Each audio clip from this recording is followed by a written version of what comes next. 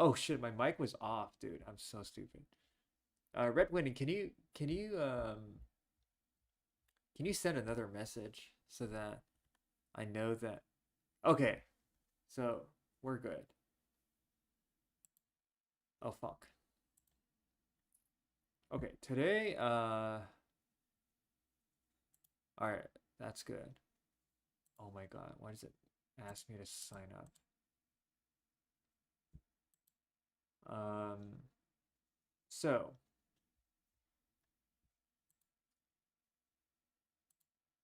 essentially today, I got into some problems where all of the SWAM plugins, so all of the strings, brass instruments, no longer work. It's a bug. And I sent a bug report.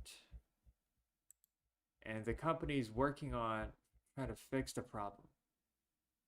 Why? I don't know. Like, it just randomly started to.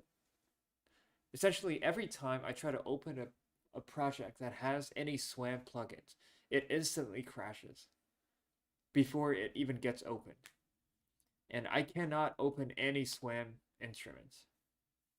And basically pretty much all of my projects use SWAM instruments. So basically, like, I can't open any of my projects. Lest it will insta crash. I mean, I can't, because like I can't just start. I can't just like start from zero. The songs that I spent like 80 hours, 70 hours on. Like, I can't just like start from zero. And I can't open any of them because as soon as I open a project, no, I can't do that.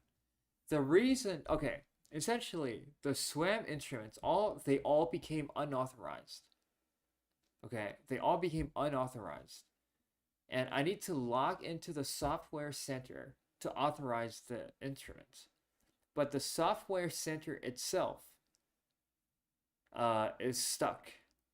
Like you can see over here, like it says loading user information. So like it's stuck here. I cannot authorize any of the instruments, and I've reinstalled this thing multiple times. I even installed different versions of it, and none of them work. It's like a sudden problem that appeared today. No, actually yesterday. Yeah, yesterday it appeared. So I was not able to work on any of the projects. The only way is to wait for the company to come back with a response. They already responded. They told me to install something. I installed it, but it still didn't work. Google SWAM control. No. That's something that the company is working on to fix. So it's an unresolved issue. It's a brand new issue. So the company is trying to figure out what's going on. Meanwhile, there's nothing I can do except there's one project that I'm working on, which is a film project with with some of my real life friends. And this one does not use any SWAM products. So yeah, this is the project so far. There's a film with it. Here's the film.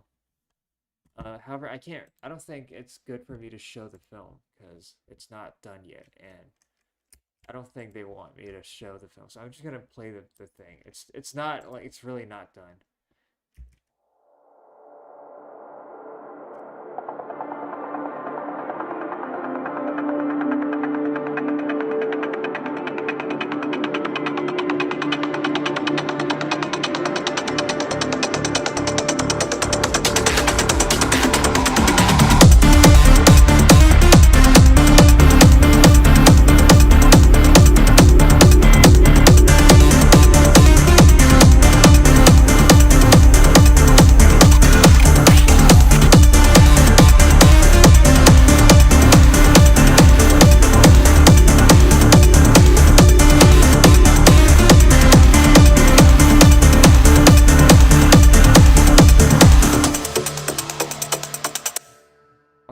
basically it so far. It's techno.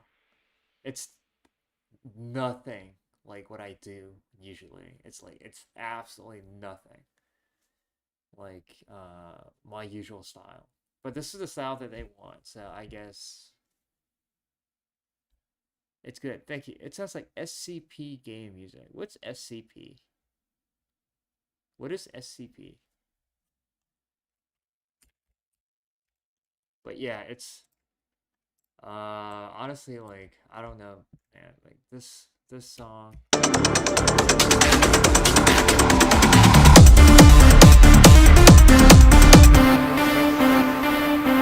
They wanted like this kind of like synth melody and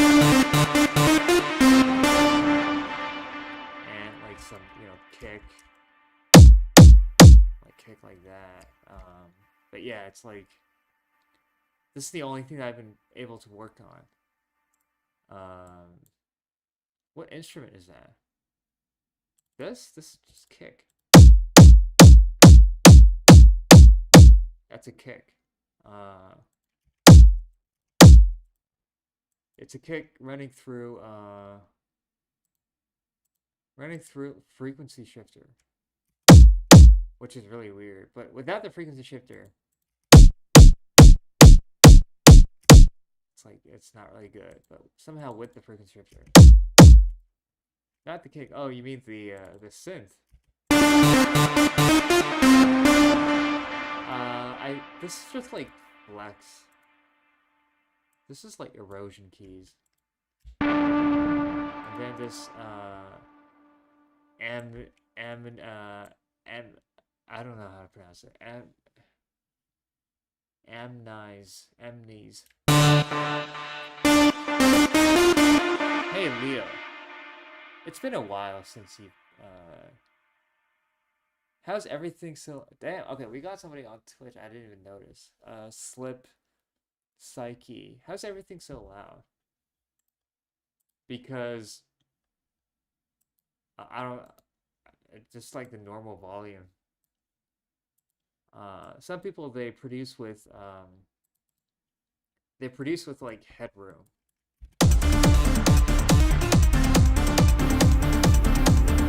Like some people they produce with like that headroom.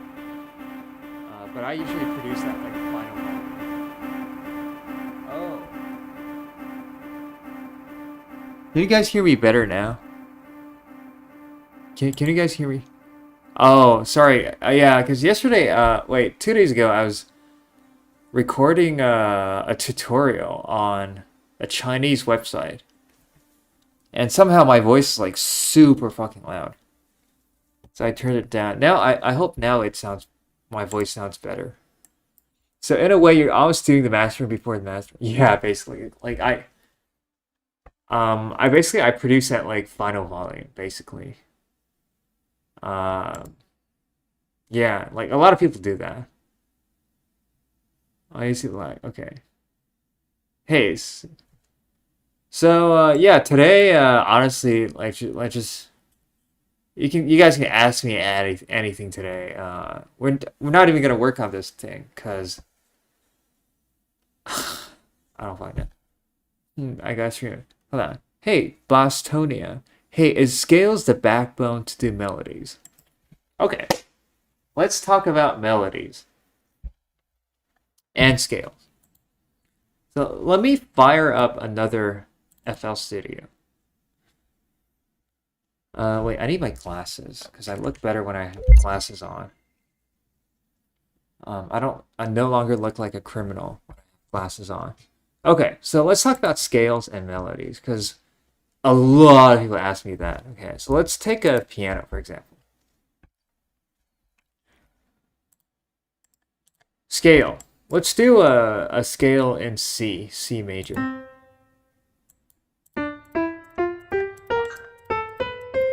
So usually, so a lot of people they say this. So they say that a melody needs to follow a scale,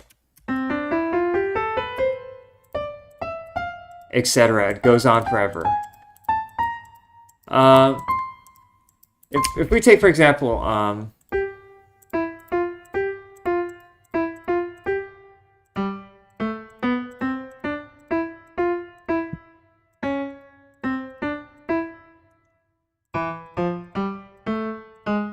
Anyways, you know this melody.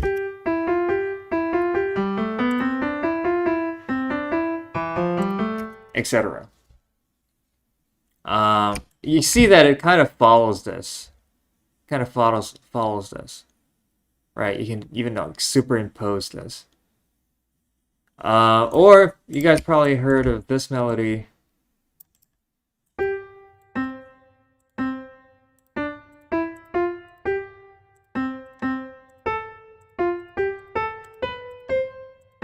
Etc.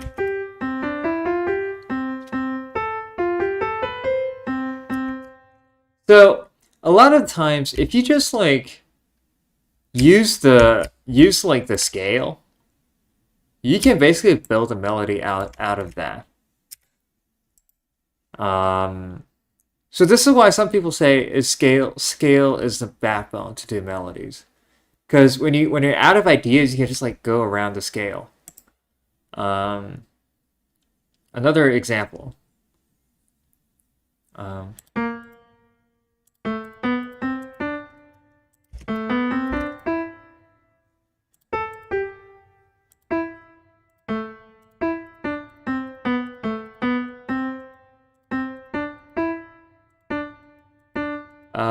This is Bad Apple.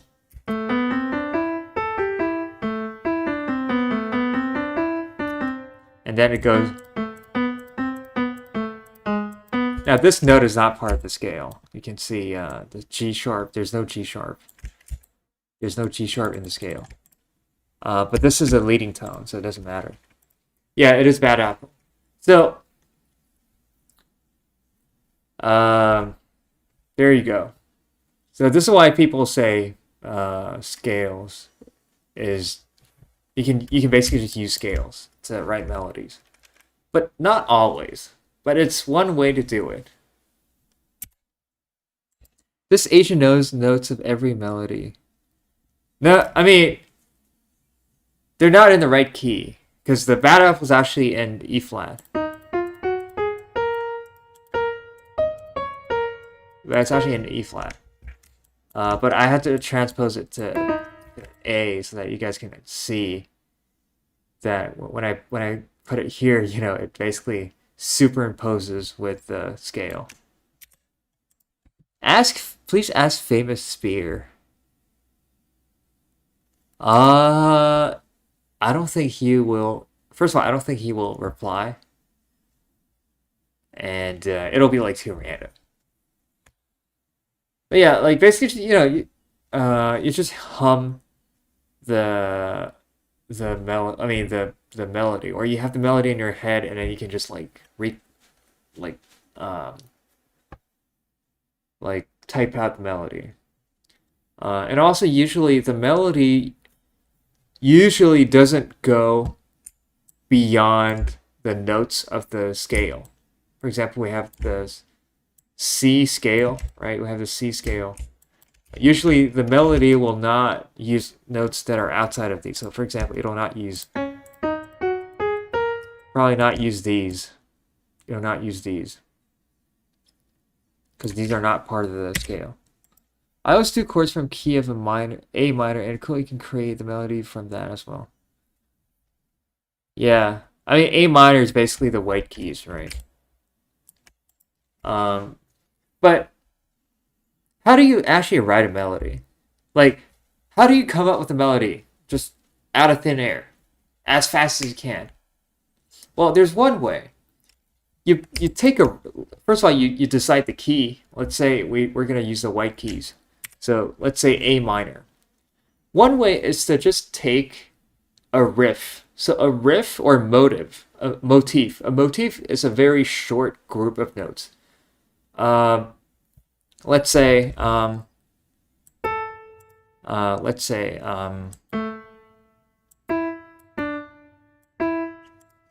let's say this is the motif. Now let's build a melody from this. Usually, so it'll repeat. Let's make it repeat a few times. However, each time it repeats, we have to. By the way, I'm not writing any like known like pre-made melody. I'm just like coming up with the melody in real time. So I don't know the melody as I'm speaking, but let's create a melody. So every time this thing happens, this motif comes out, we change the chord. So let's say first time I want it to be F, the chord F, and then F, G, A.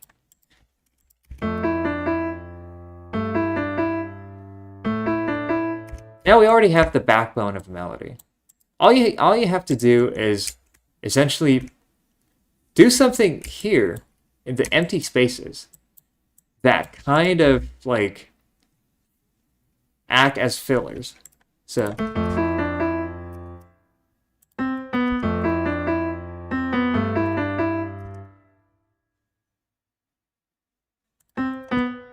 I mean that there you go, you have a melody.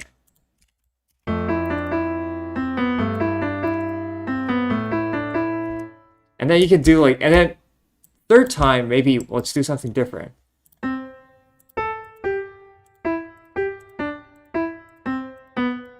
So now we have a like contrasting idea.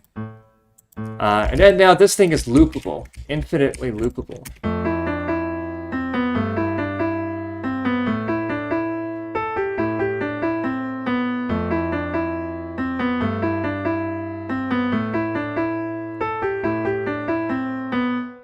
Now you can literally build a song out of this. Let's see. My favorite melody is just putting minor ninth and alt. I have no idea what that means. Well, nice listen. Okay. I mean, this feels like magic. Or another way. I mean, any melody that is very famous. Actually, you know what? Let's keep this.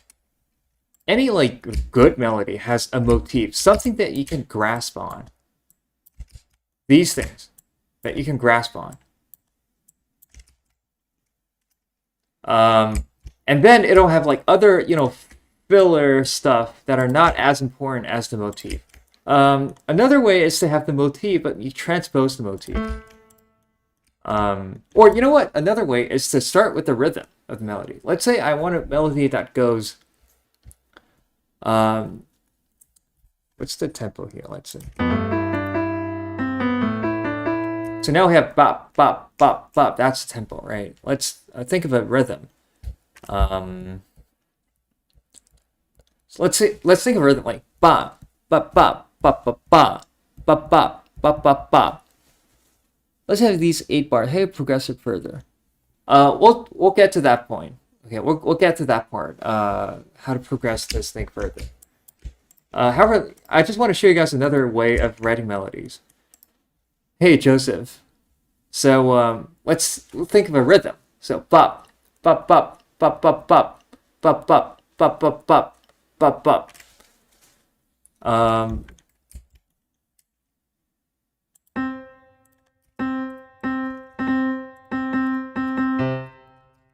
So we have this.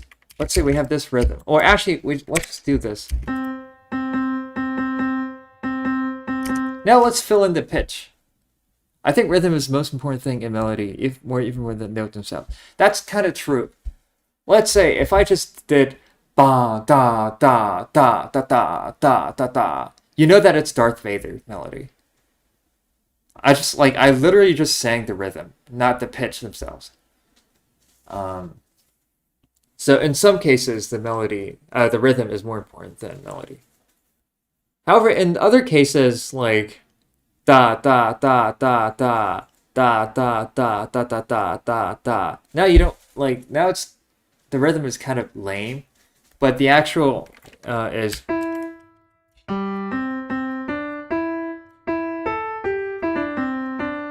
In this case, I would say the pitch is more important than the rhythm. The rhythm could be like toka toka bang bang toka bang bang. So like da da da da da da da da da da da da da da. You know what? Let's do that. Let's do that. Da da da da da da.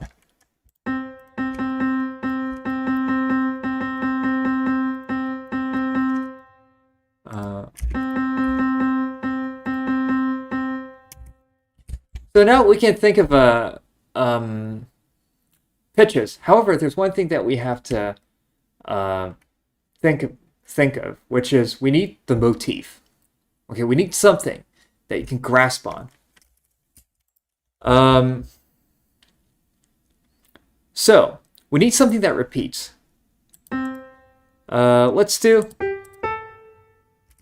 Actually.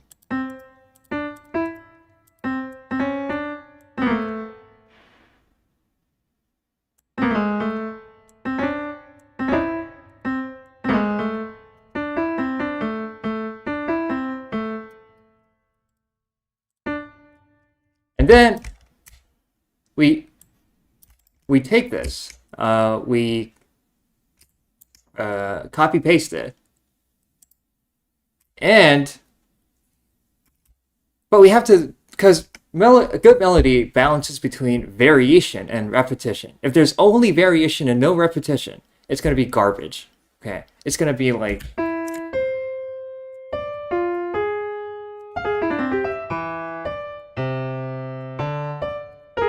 I mean, that one only has like variation, has no repetition. And after you listen to that, you have no idea what that is. But something that only has repetition would be like that's garbage too, right? You don't want to hear that all the time. So it needs to have a balance between variation and repetition. So let's see how we can vary this just enough, but not too much.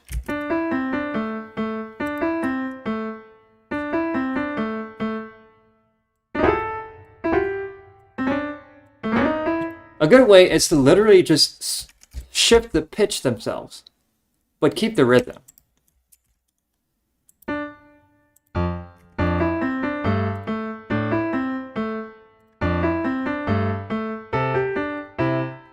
There you go. You have a chord progression now.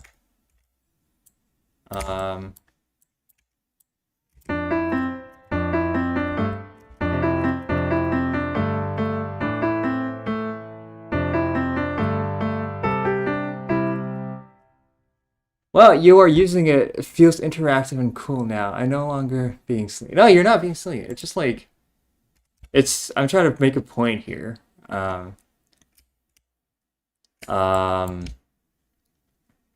So there you go. You can start with the rhythm.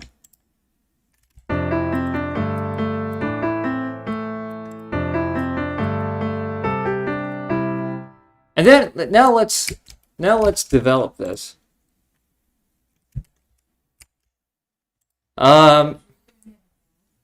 Good point. Now I'm making a tutorial. I'm making a tutorial right now, dude. I'm making a tutorial right now.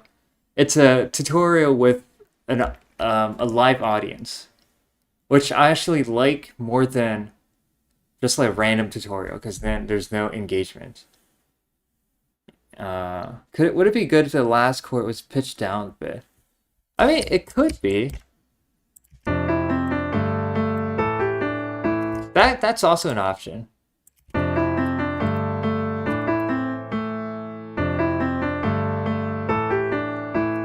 That's also okay, but this is also okay. Mom, look on the TV. Okay. Now let's see how we can develop this further, because 4 bars is not enough. What I would do is I would copy paste this. Okay. And then maybe the third time. Now we can have an A, B, C, B thing, where this is A, this is B, this is C, or, I mean, okay, we don't know yet, okay, but we know that this is A, this is B, and this is A, and now this is B. However, if we want to introduce some variation here,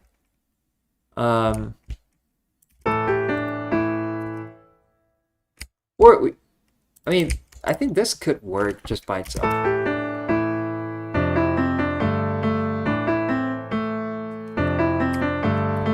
Okay.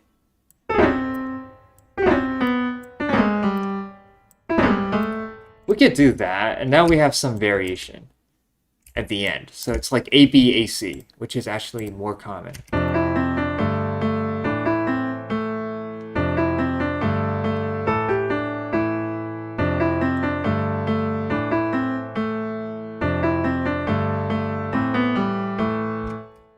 Now, it's probably not the best melody that I've ever written, but you see how fast this like how fast are we able to get a melody out just using these principles?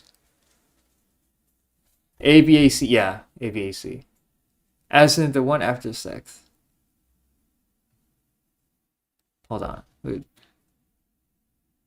One after the sixth.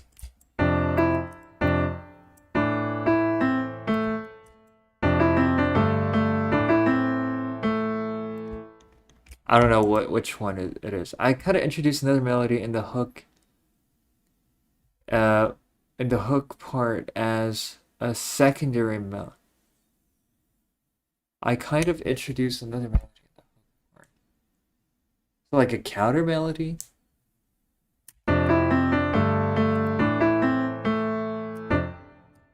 Um, okay, but yeah, that's not the best melody so far.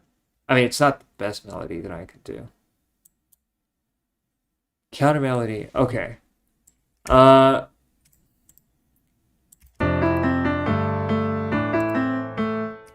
so counter melody. When do you put counter melodies? Usually, it's when the original melody has a long note or it has a pause. So if you guys know this song,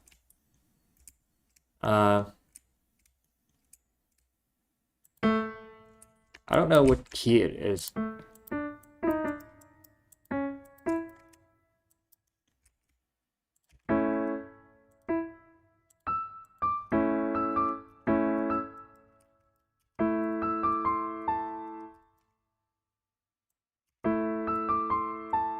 And then it goes.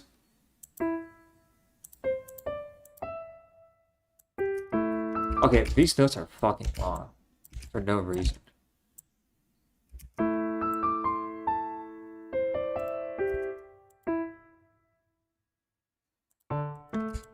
So it's like xenogenesis. So essentially, when the melody has a long note like that, this is a perfect place where you can introduce a counter melody right here.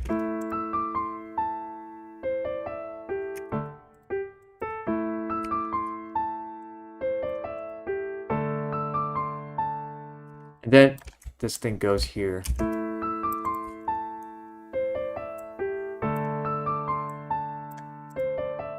I think most of you have heard this song. I forgot what chord progression it uses. Essentially, that's how it goes. So you can see when the melody has a long note, the counter melody comes in. When the melody has a long note, and then when the counter melody has a long note, then it's the melody that comes in. But yeah, this is Xenogenesis by The Fat Rat. Okay, it's not my song. Will you have this time to teach on how to approach EQ compression and limiting? Okay, maybe. Yeah. Maybe. But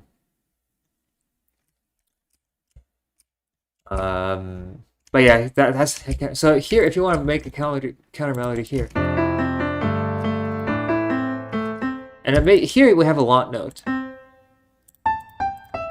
So here maybe we put some counter melody.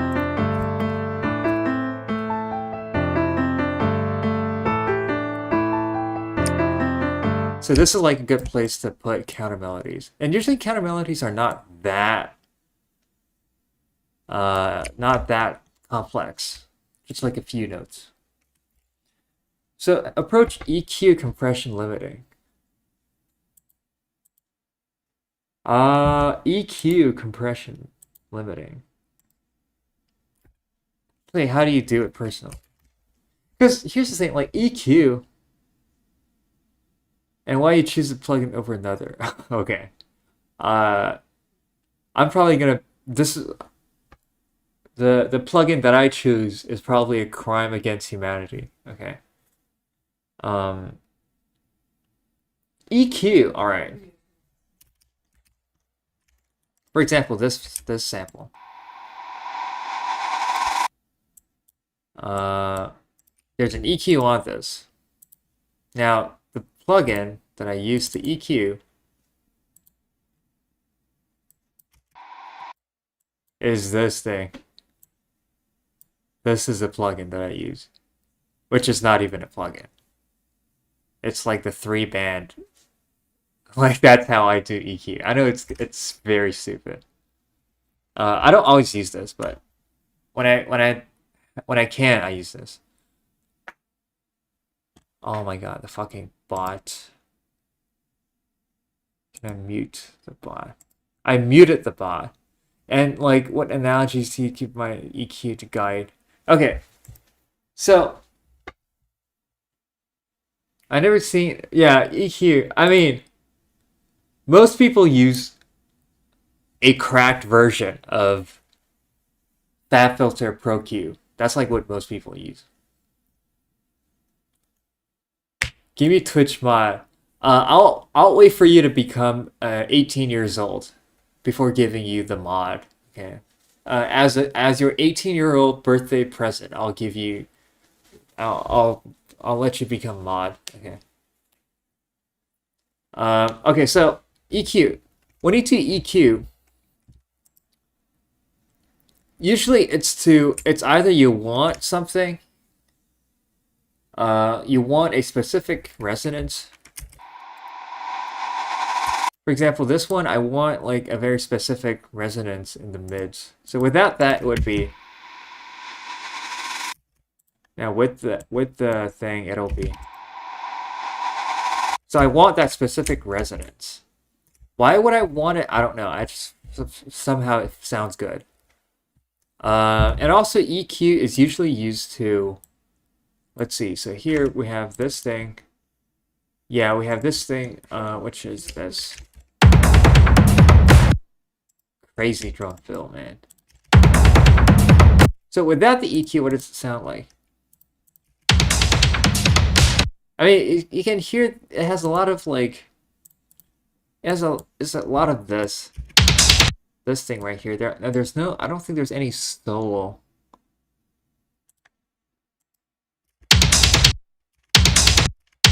Yeah, but it has a lot of like this, that sound. So essentially, you use EQ to get rid of that. So you can see here, there's a notch here.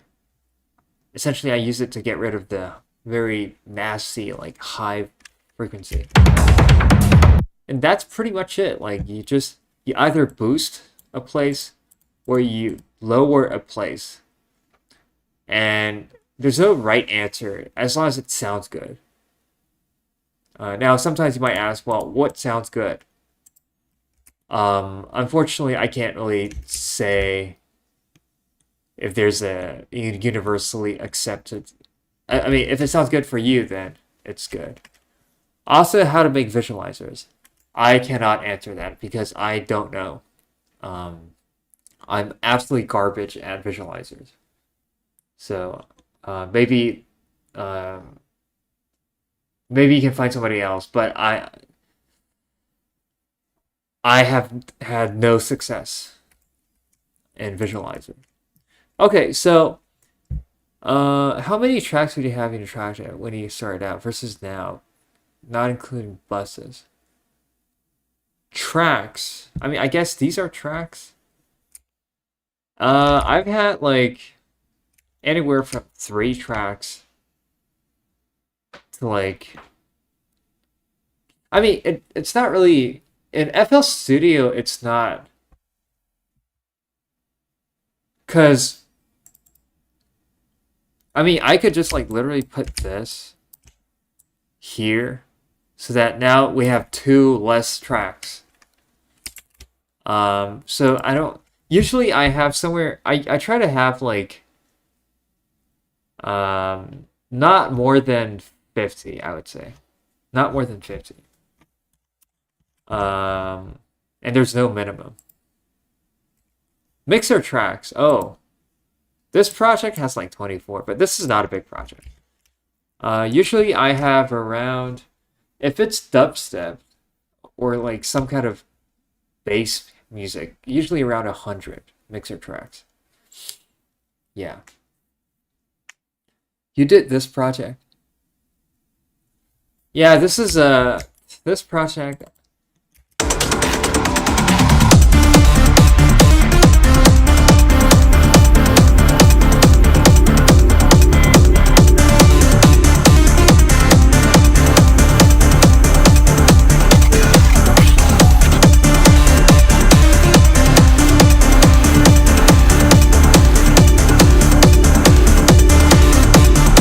Yeah, you get the idea. This sounds great, by the way. Thank you. This is for a film score. Like it's a film thing. Is this trance? I don't even know what this genre is because I never listened to this genre, and I don't know anything about this genre. I just did it because it's somebody wants this kind of stuff. You're getting it synced. Yeah, there's the film is here, but I can't really show it because it's like it still has unfinished textures. But yeah, it's a thing. How to get good sounds? I'll get to that. I'll get to that. Have you gotten sync placements before? Wait, hold on. Techno maybe. Yeah, this is techno. I would say I think the closest thing it's techno. I have. No, I don't want to sound like I'm a fucking snob or anything. So I'm gonna try to be as humble as I can. Oh my god.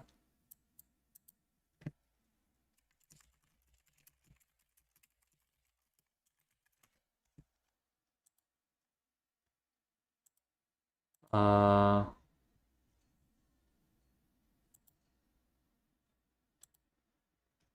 where is the 2024?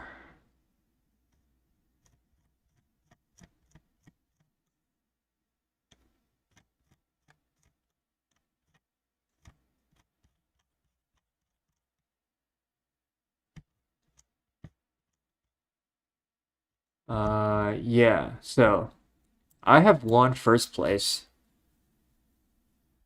at an indie film music contest. So I guess that's a placement. This is the film. Now I'm not gonna show the entirety of it.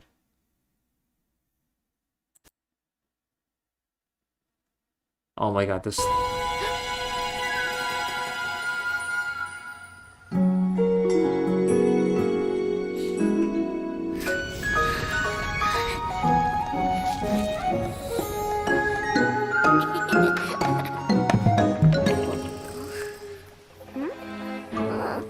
Yeah. You guys, if you guys are interested, you guys can search this up. It's in my channel, YouTube channel. Um, I thought it was gonna get me like some job opportunities as a film score composer. Turns out, no. It turns out like no, nobody cares. Um, damn, I knew you were talented, so I was out here winning. Yeah, thank you. I'm not that talented though. I'm really I don't consider myself as very talented. Um, have you submitted to Sync Library? No, because I no longer want to become a film score composer because you don't get to make the kind of music that you want to make. Don't worry, Tenant. I'm working on some stuff. I'm going to help you work on this. You okay? I get Mega Man series music. Okay, I don't know what that. Didn't watch that. Do you provide knowledge here? I guess I do. Like I stream, and you guys can ask me anything in the streams. Also, oh yeah, compression. All right. if I had to explain compression in very simple terms, it's you have a ceiling in the volume. Like you see like, audio is like waves, right? However, compression is like, let's say there's a ceiling. Let's say this part, the upper part is the ceiling. And then whenever the volume goes beyond the upper part, the compressor is like, all right, I'm going to turn the volume down. Okay. So when the audio has a volume above that ceiling, above that threshold, the compressor will be like, all right, let's turn down the volume. And then when the volume is no longer above the threshold, the compressor is like, okay, now I'm going to turn the volume back to where it was before. That is compression. Because I'm extremely curious and serious about music, so I want to return here and ask you many questions that you get sick of it and never want to stream ever again. Just kidding. But you teach often, I'm glad. Yeah, you can ask anything. Like today, today it's a chill day. Hey, it's placeholder. Uh, it's been a while. Yeah, today's like chill. You guys can ask anything. What's your ratio of own VST plugins to release songs? Man, that's very difficult to answer. All of my VSTs are here. That's it. But so far, I only have 4 released songs. So I guess the ratio is probably more VSTs than released songs. Maybe like 7-1. So yeah, I have more VSTs than I have released songs. But most of them are SWAM that I can't use right now because... Oh yeah, by the way, 97% is SWAM, yeah. Actually, so the reason why we're doing a chill stream today is because my SWAM instruments have a glitch where I cannot load them. I've tried everything. Essentially, all of my SWAM instruments have become unauthorized, and I need to log into the Software Center app to authorize them so that I can use them. However, the Software Center app itself is being glitched out. That it's stuck in an infinite loading loop. So basically, I can't use any SWAM instrument.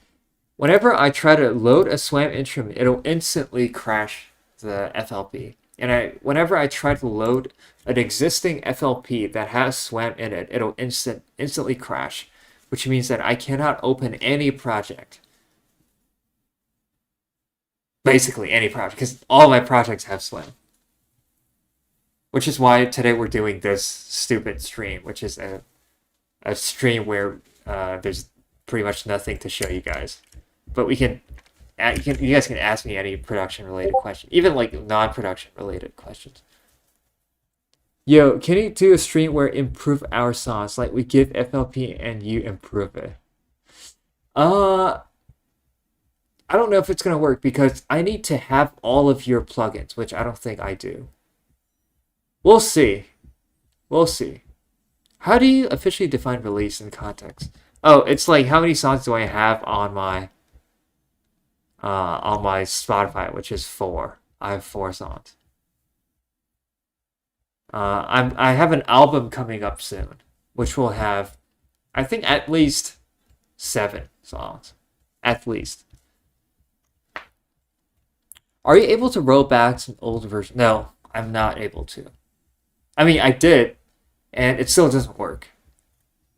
And there's no archives. I had to email the support. And they said, all right, they're going to work on the issue. So there's nothing I can do for now.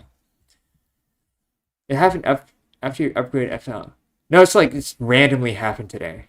Actually, yesterday. It randomly happened that I cannot open any project. Also check Discord. I'll check Discord afterwards. Oh, damn. Hey, Whoa, whoa. Question, how was your journey to learning music? Did you start with a theory or did you become self-taught and develop like that? Even non-Viet production, what's the most efficient money laundering method in rural Canada? Okay, there's a couple of questions here. And also, do you like anime? I do like anime, actually, but I'm not that much of an anime fanatic. But I did watch a couple of animes. My favorite one would be and nobody watched this. It's called When the Cicada Cry. Okay, so how it was. Well, first of all, my journey was for some reason like when I was really young. By the way, I didn't come from a music family, so my family is not musical. But for some reason, like I was really interested in sound. I was able to um, and there was also like a keyboard toy that my grandma gave me when I was really young. And it had a lot of like preset sounds in it. And somehow I just memorized all the sounds. And I just became really interested in sounds. But I really became interested in music itself when Geometry Dash became a thing. And I was playing Geometry Dash. And yeah. And also, like in Geometry Dash, you can make your own levels with your own songs. So I was like, I want to make my own levels with my own songs. But then somehow I became more interested in making the songs than the levels itself. And I also like Geometry Dash changed too much in Update 2.0. It just became a different game, and slowly stopped playing it. But the music thing uh, kept. The music thing was kept. Do you mean Higurashi when they cry? Yeah, that one. Higurashi. Your swam is broken. Yeah, my swam is broken. And I'm so at first I was mostly self-taught, but then I went to music school.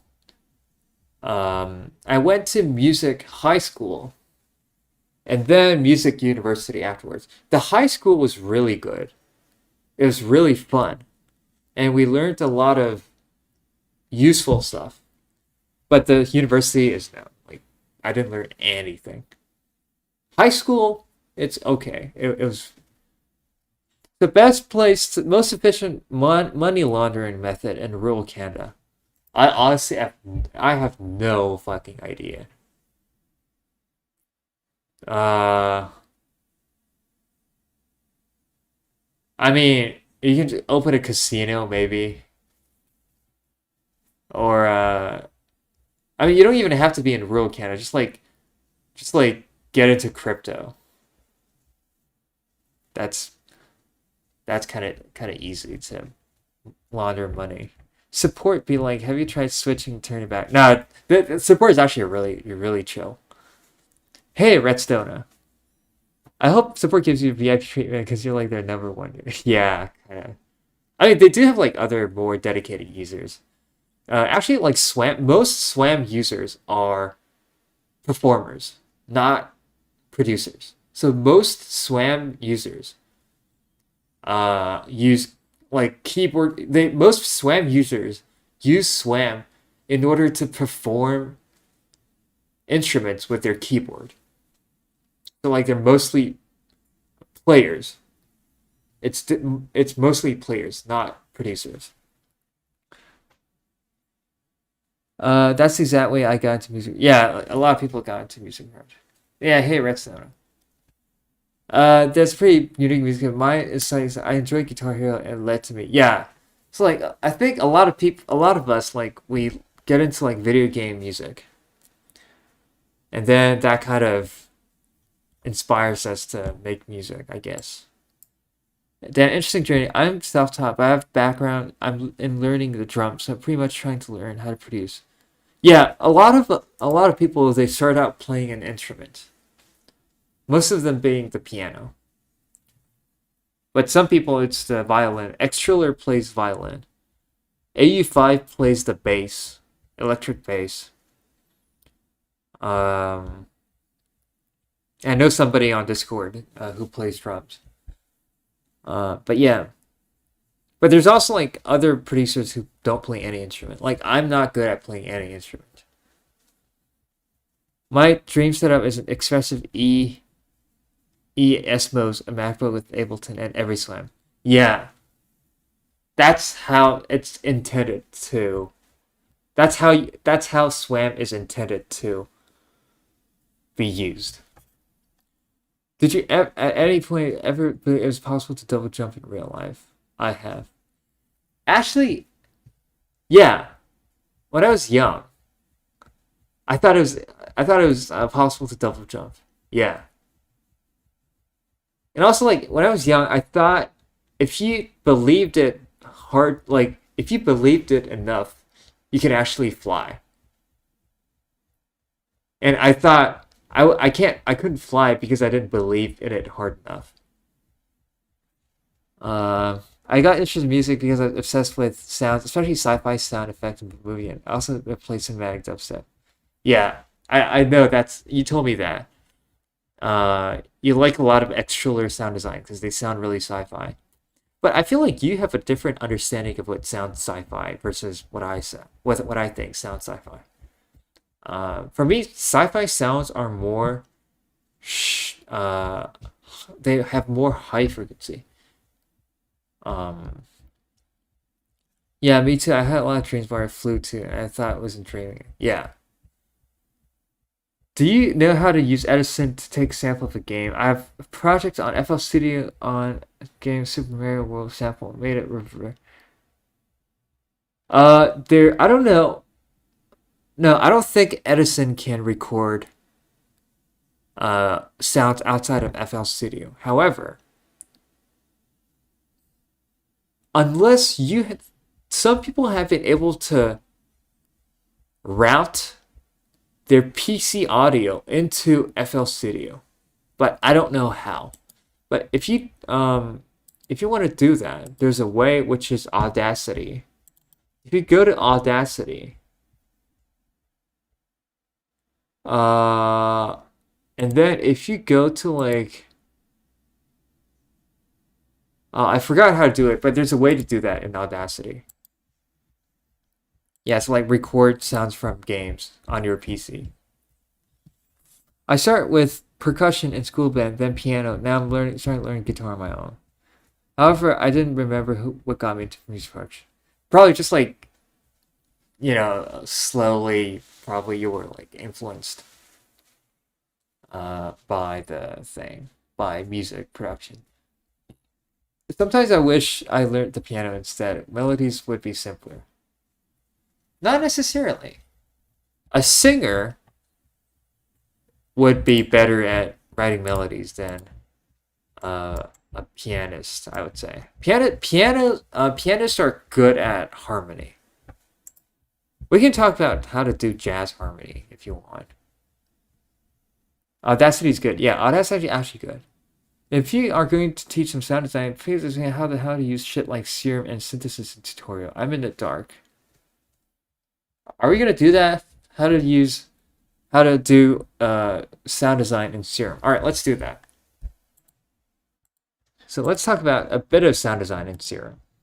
One of the best ways to do sound design is to have a sound that already exists. Let's say this sound.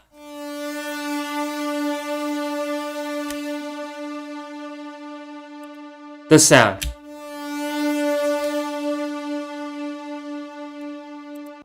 Now, let's recreate this sound. Let's recreate this sound in Serum, let's say. By the way, I'm using Serum too. Now, there's one rule in sound design. It's not a universal rule, but I would say it's a pretty good rule. And the rule is it's always a saw wave. So essentially, it's like most sounds that you hear come from saw waves. That's a rule. That's how I got good at sound design too, which is try to recreate cool sound. Yeah, that's how everybody has to. So when you listen to this, there's reverb and delay. Let's just get rid of that.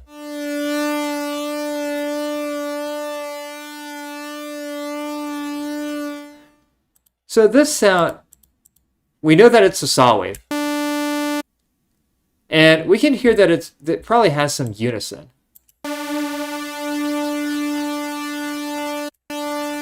Maybe the unison isn't as wide. So if it's too wide, then it'd be, which is not the sound. So detune. Now, what else does it have? We can hear that the ADSO, the envelope. So it has this kind of a attack. And maybe a release. Now it's already starting to sound a bit like that sound. But there's one thing that it needs. So the flex sound, we can hear that it has a bit of vibrato.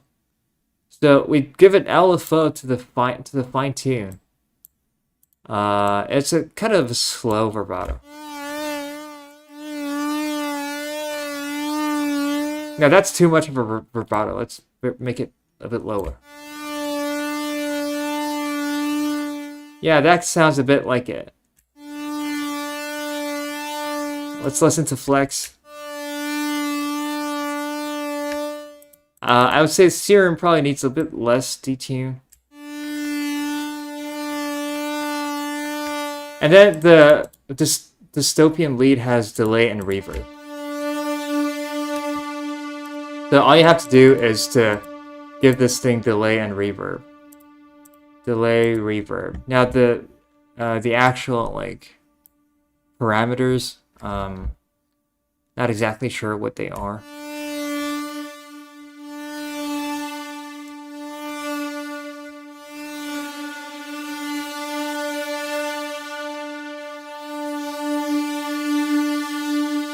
Okay, maybe the delay is a bit, maybe the delay is not that fast. So now we basically recreated a dystopian lead in Serum.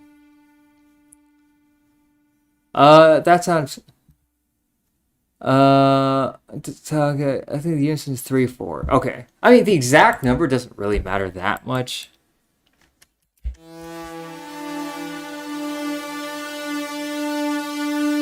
Yeah, 3, 4. Yeah, you're probably right. Also, what is an LFO? LFO is something that changes. Let's say it's this kind of it's a thing that it's an oscillating thing that controls a parameter. It's like, let's say you have this parameter, for example. You have the volume. You want the volume to like go up and down like that. Indefinitely. Like you want it to like always be turning. How do you do that? Well, you basically put an LFO here. Now, yeah, this is Serum. So now you see the blue thing is when it's the range of the turning, and the speed of the turning is defined by this rate thing. So basically, you want something to be turning up and down, up and down, up and down. You use you use a LFO. It stands for low frequency oscillator. Yeah. Damn, how did you pull this off? I mean, honestly, this dystopian lead isn't really that hard to make. It's not the hardest sound. What would be a hard sound? Alright, let's recreate this sound. It's called Fractal Tail. So let's take Serum. Now, also, the rule applies here, which is it's always a saw wave. So that sounds like a saw wave. Now, how do you know it sounds like a saw wave? Well, this is something that you have to memorize. You have to memorize what all of these waveforms sound like. So the saw wave, sine wave, that's the easiest one to tell. Triangle. This is a... What the hell is this? It sounds like some kind of blend between triangle and square. This is square. This is pulse. This is used a lot in 8-bit music.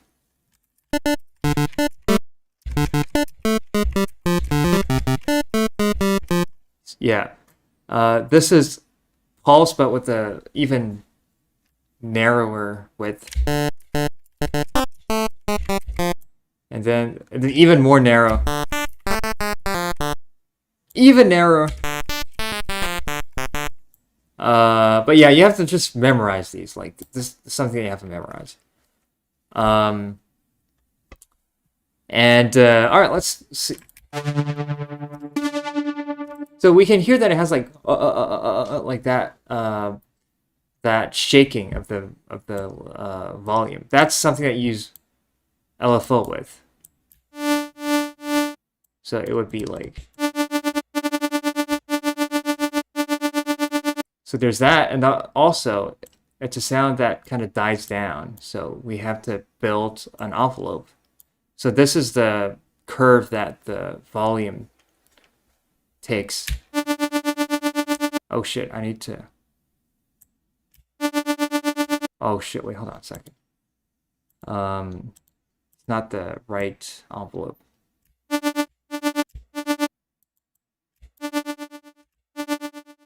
And then the sound has unison.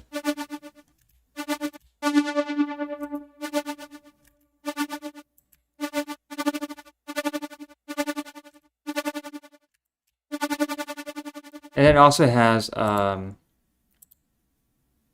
let's use an LFO. It also has a low pass. Oh shit. So we turn into envelope. Wait, it's way too fast.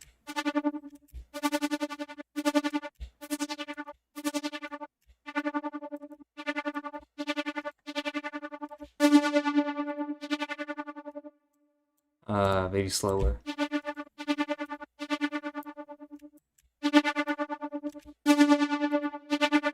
Maybe not too much of a resonance.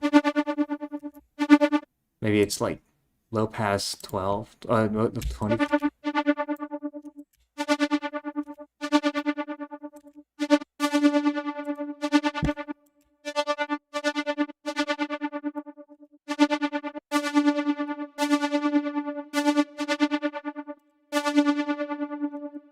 Also, the LFO seems to be not all the way to the...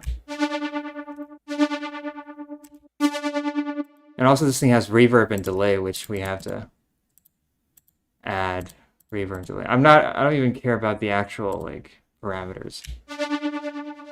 Okay, maybe not that much of a delay. You get the idea. So, like, you just recreate sounds. You don't have to get it perfectly nailed. Hey, Cryptic. Welcome back. Wait, I didn't know these wavetables existed. It's just a default thing. The default. Sometimes opening and closing eye would be LFO for eye openness. Okay.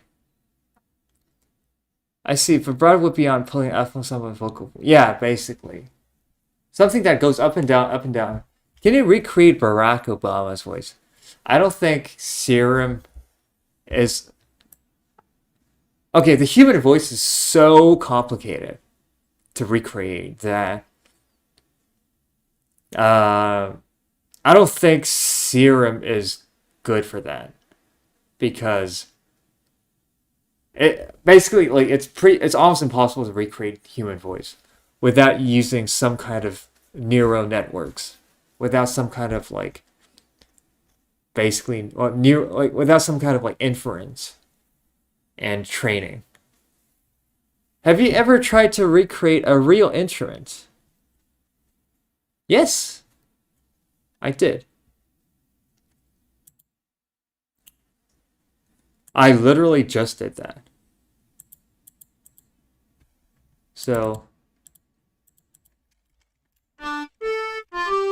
That's a accordion.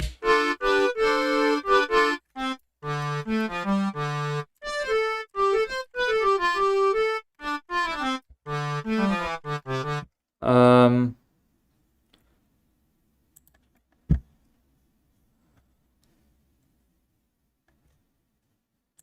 I need to show you guys the actual, like, the demo. Reads.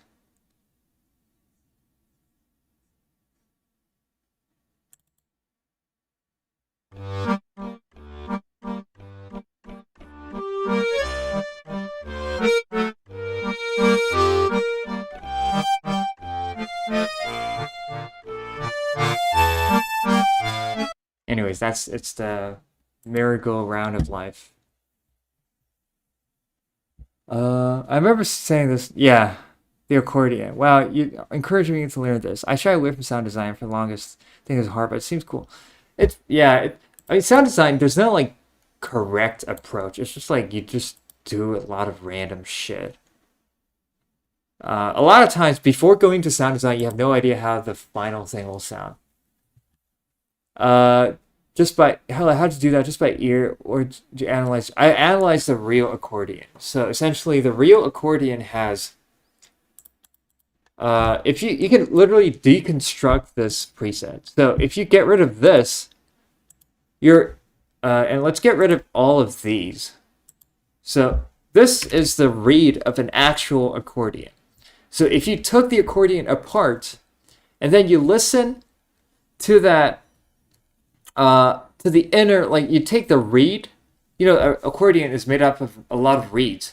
You take that reed out of the accordion, you just like blow on it. It sounds like this.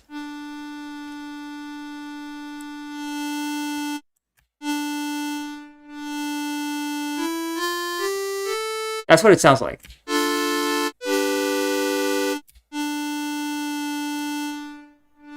Yeah, depending on the expression.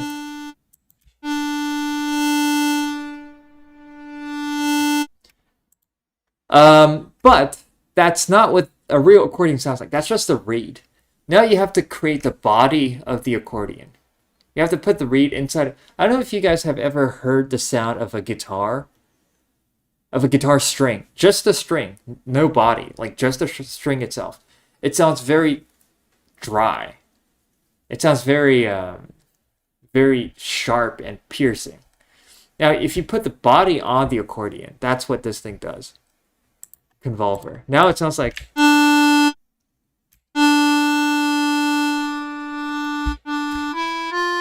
Now let's hear the difference.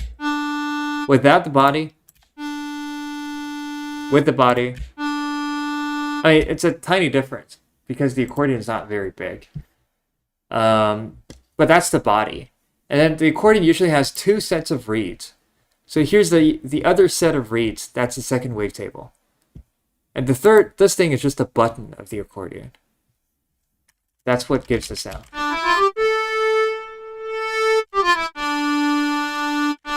And here's the mic position. So on the left, it's close mic. On the right, it's the mic, the tree mic. And you can detune the accordion. That's like a detuned accordion. Like it's not very detuned. Yeah, usually it sounds better when it's detuned. How do you get those waveforms? Do you real sound recording? Do you shape them while listening to? Yeah, I shaped them basically. So these waveforms, each wave is a reed. So each reed has its own wave. And you can see that the waves are not the same. So like first wave, second wave, it's not the same for the two reeds because in real life they're not the same. If they were same, they will create interference. If it's the same wave, but it's not the same wave, so there's no interference. Well, that's thank you. Hold on, let's see. I just mess around and find out. Yeah, basically, to learn sound design, just like mess around. How long does shit like this even take you? This accordion took me a day and a half to make, which is not too bad. Um, yeah, it's not too bad. Yeah, that's why I wanted to say it's not too bad. Yeah, sound design, just like mess around. Um, Usually you start with a waveform and then you bring it to filter. You use you can use filter, and then you use effects. That's it. Damn, bro, you're really dedicated. Really inspire yourself. Thanks, man.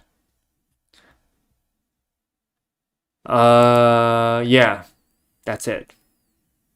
So just to get this clear, for each read, you start with a blank slate wave, like a sine or saw, and then you carve the waveform manually until it sounds like the recording of the kind of it. However, I was not able to find the recording of the raw read, like every read. There was a couple of them. There were a couple of read sounds. Oh, I can't open the project because it has SWAM products. But yeah, like there were a couple of them. And I basically just like, I tried to imagine what it would sound like. Um,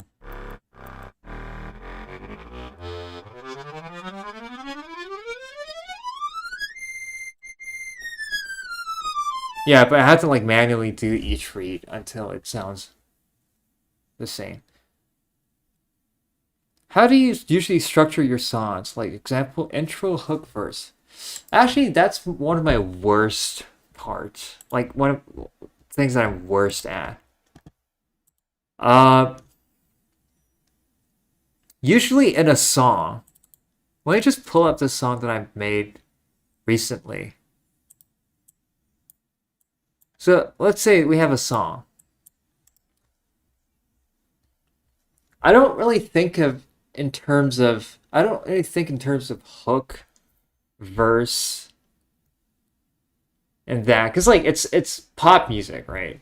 That's pop music. My songs are not really that pop-ish. But usually I would have you can see from the waveform there would be a main melody. So here's a main melody, and then here's a main melody again, and then main melody again, and then usually there's a drop in, but there's gonna be a drop, which is this thing. This is the drop, and then here's the build up, and then after the drop, usually there would be a break. That's usually how. But I don't honestly like my songs don't really have any dedicated structure. Now, real question: do you think it's possible to get similar results with 3x FL standard plugins? You can actually get very close, but not exactly because there are things in Serum that you can not replicate. Because, for example, the wavetable. There are no wavetables in FL. I mean, you can sort of get a wavetable with Morphine and Harmor, but not at this level. And Serum allows you to distort. So as you can see, there's distortion, diode. There's this thing. There's this thing. That happens on the wavetable before it even gets to the filter.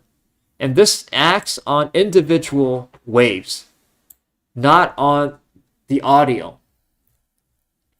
And this is something that you cannot do with FL Studio plugins. So you can't do things in this order. However, in real accordions, this is how it works. And you can have filters on the wave itself before it goes to something else. The well, I'm bad at arranging my songs. Two. Yeah. Okay. Um uh but with 3x OSC, it's actually possible to get a sort of similar sound, I would say. So if you just took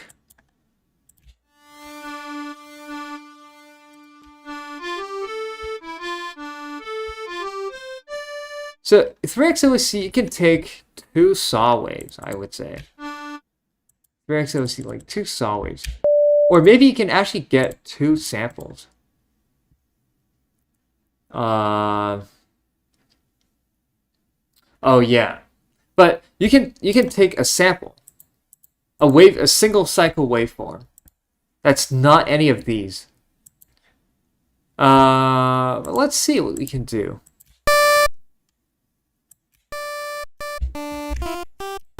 So two oscillators with slightly different tuning. Oh no, that's not the tuning, that's the piano. But there's retrigger. And then if you do the kind of accordion, because accordions are kind of like they have a bit of attack and slightly a little bit of release.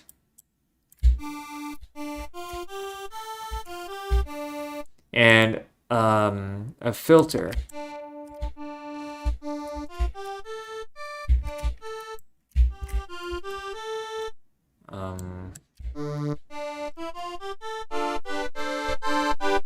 You can do like you can get some results with the React OSC.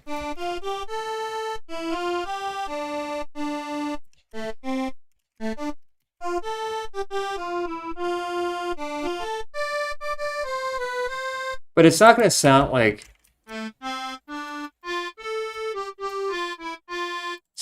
the actual accordion. When do you tend to name your songs? I don't actually know, actually. Sometimes it's this song is named by Redstona. Okay. So Redstona over here from on YouTube, he named this song. So sometimes it happens at the very end. Okay. By the way, thank you, Redstona, for naming this song. But sometimes I know already what kind of song I want to make at the beginning. Yeah, it's like various points.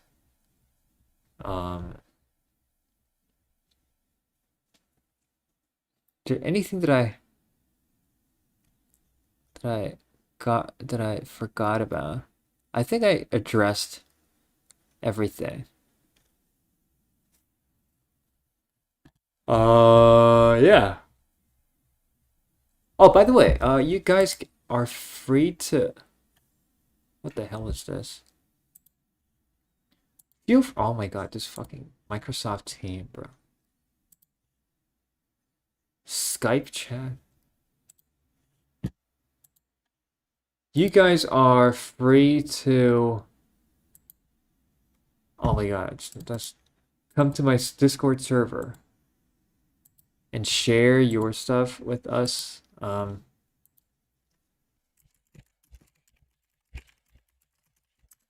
Yeah, feel free to join. Definitely join. It's super chill. Yeah.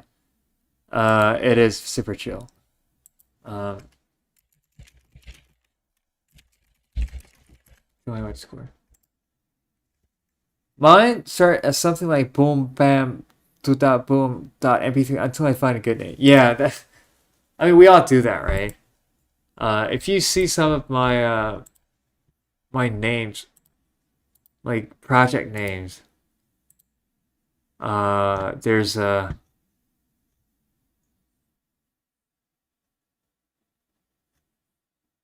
like this song, which is in Chinese, the original name of the song is HOH for some reason. That's like the placeholder name. It doesn't mean anything. And for example, long after this is a song that I made. At first, it's just named Strings. Like the name is just Strings. I sometimes just facepalm my keyboard, and that becomes definitely yeah. Especially when you have to, when the name has to be something that's not already that you don't already have. That becomes an issue. So yeah, I think I addressed all the things. Uh, so here's actually one thing that I want to show you guys. So let's keep talking about how to write a melody. Okay. So as I said, the melody usually you start with the motif. A motif could be like four, like just anywhere between like four, like 2 to like 5 notes, for example. A motif, for example,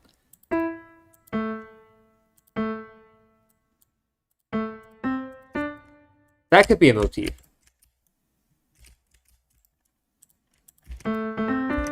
Oh yeah, that maybe too fast.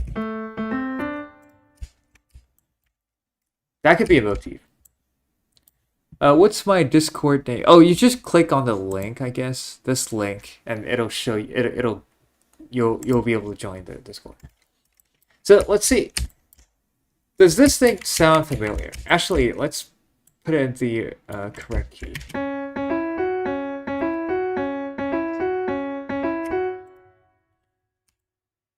So this thing can become a melody. So this is the motif, right? You can repeat it, and then you can do something else in the next bar, and then you can repeat it again, and then do something else in the next bar. All right. Mono G. Yeah, it is. It is mono G. So actually, this also one thing that I need to show you guys. There's a magic button in FL Studio. So before, all right.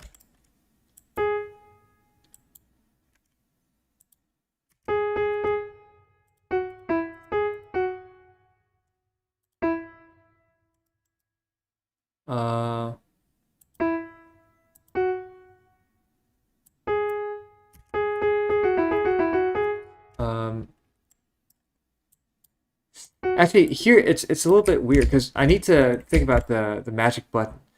So before the magic button, but the magic button, the swing thing. If you turn the swing on, oh, it doesn't work because it's not the right. It's not the right grid. Anyways, that was a failure. However, you can set this to 1/3 of a beat, and that'll be much easier.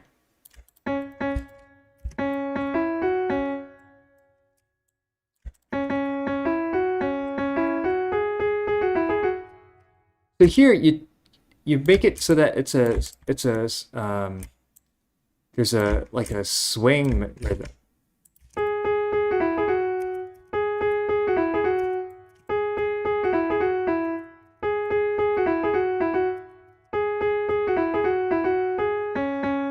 Okay, so let's say you have this melody right here.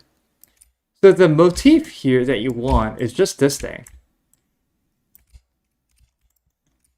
And then you basically what you do is that you take this here, right? You copy paste this part over here, and all you do is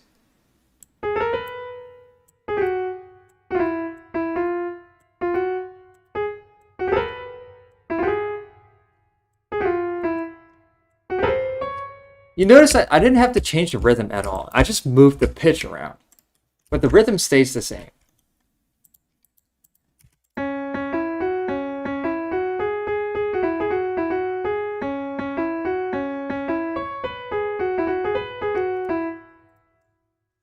The song that got me to try music. I literally have realistic drawing of. Okay, damn, that's very dedicated. But you see, this melody, you have a motif, and then you have a. Some people call it contrasting idea. So this part and this part would be the contrasting idea. But you can see that the two times when the contrasting idea appears, the rhythm is exactly the same. So there's this thing and this thing, this thing, this. You see the duration of the notes stay the same. So that's how you write a melody, right? You have a motif, and then you do contrasting idea. Oh, and pro tip: every time you repeat the motif, okay, every time you have something exactly the same that happens in the melody, the chord has to be different. So the chord, second time it changes the chord.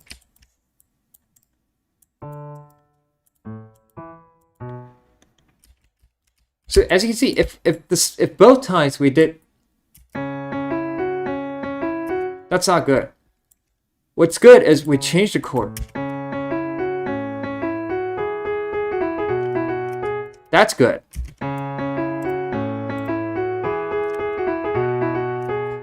Right? That's why it sounds good. Another thing. Let's take a look at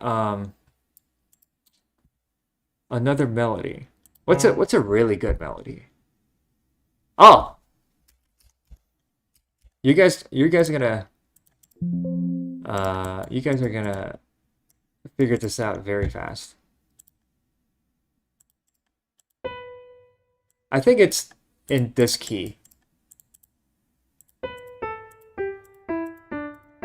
Yeah, I mean, right now you guys already know what this is.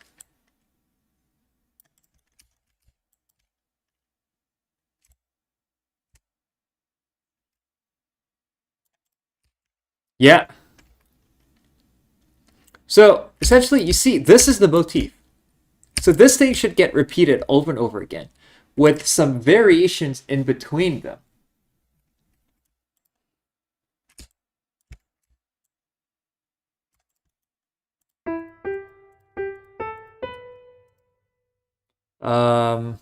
Okay, I think I fucked up the tempo. I mean the note duration. So I need to set the tempo to like fucking high. And then I think, oh yeah, this, okay. I fucking hate when this happens, but I need to, essentially, I need to shrink it down. But the problem with this is that I need to like snap it just right. Okay. So now we don't need this crazy high tempo.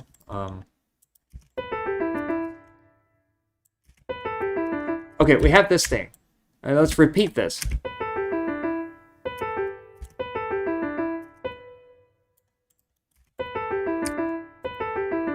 Now, this doesn't sound exactly like Unity. There's a reason why.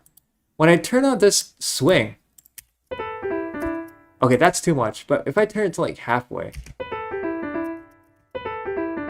now it sounds like Unity. So swing is very important. Without swing, it sounds like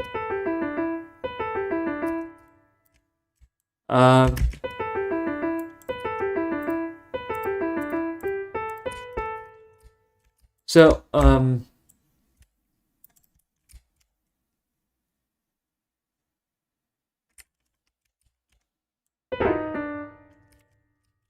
and here you can see that I'm not even drawing new notes. I'm just like repitching existing notes with their duration kept.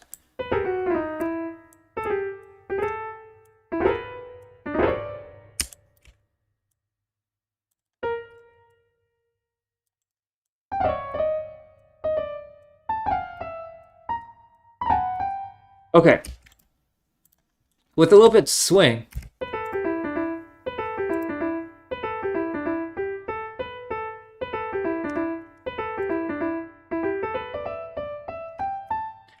So why does this melody work so well? Because you can see you have this thing right here that repeats all the time.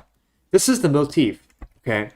And then, actually, so these are the motifs. This is part of something else. So the motif is something that you remember. It's something that represents the entire melody. This thing, this represents the entire melody. This, that's not the melody. That's not what represents the melody. That doesn't represent unity. Nor does this. Like, any song can use that, right? But no song can use this, because this is actually the trademark motif of unity. This is what makes it work so well. Now, as you can see, we have these things that play, and then in between them we have different things that bring variation. So it's a balance between variation and repetition. Okay. However, when you vary, usually you keep the same rhythm, but you change the pitch. That's how you vary. So this part and this part, they use the same rhythm, but just different pitch. Okay. And also the principle that whenever you repeat a motif, when you repeat it, you have to change the chord. Okay.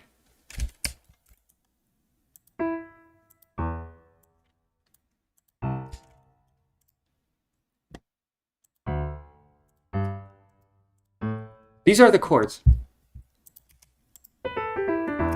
So here, E chord. Second time, different chord. We go to C now.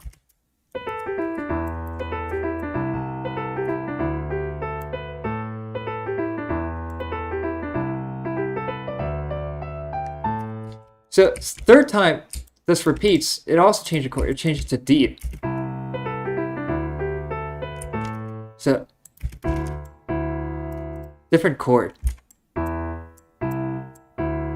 Now you might say, well, these two, they are the same chord, but actually that's not true, because here this part, now there's no chord underneath, but if there were a chord underneath, it actually implies either A or either D. Either D or A. That's the implied chord. So it actually changes the chord. As you can see, every time the chord is different.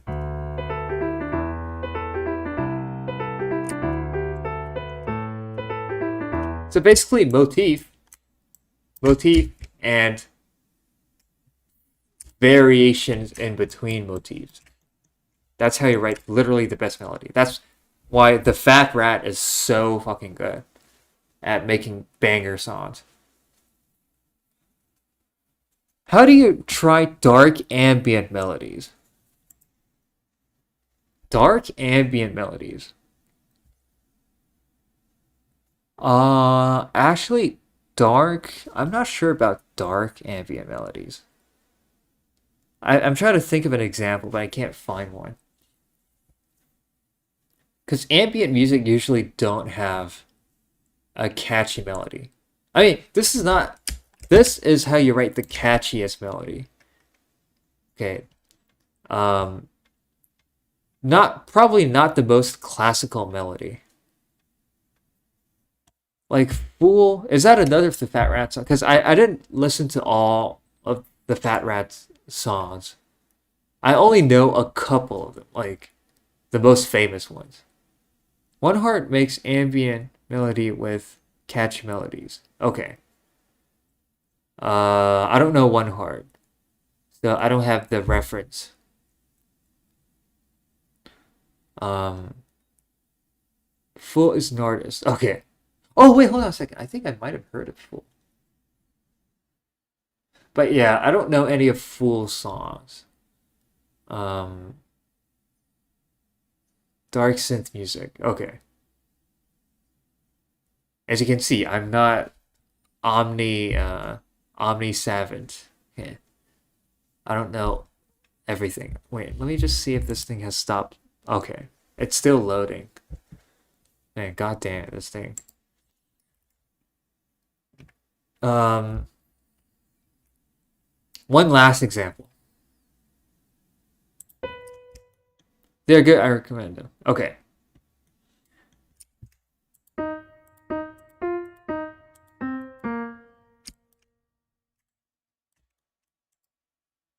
So this is the motif.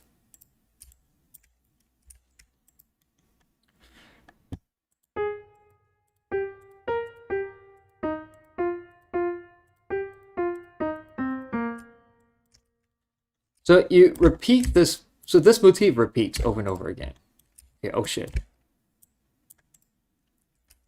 Now, this is the contrasting thing in between motifs. However, the the next time this thing happens, you keep the same rhythm,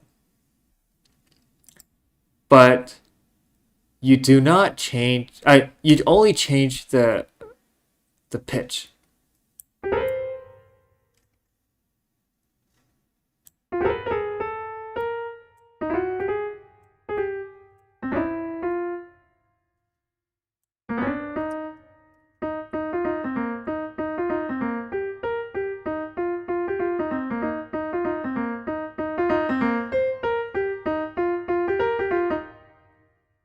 And then, whenever you repeat this motif, one after another, side by side, you change the chord.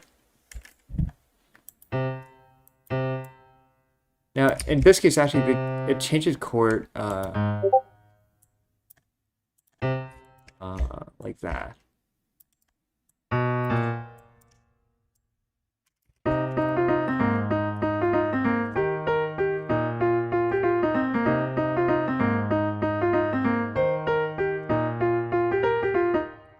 And then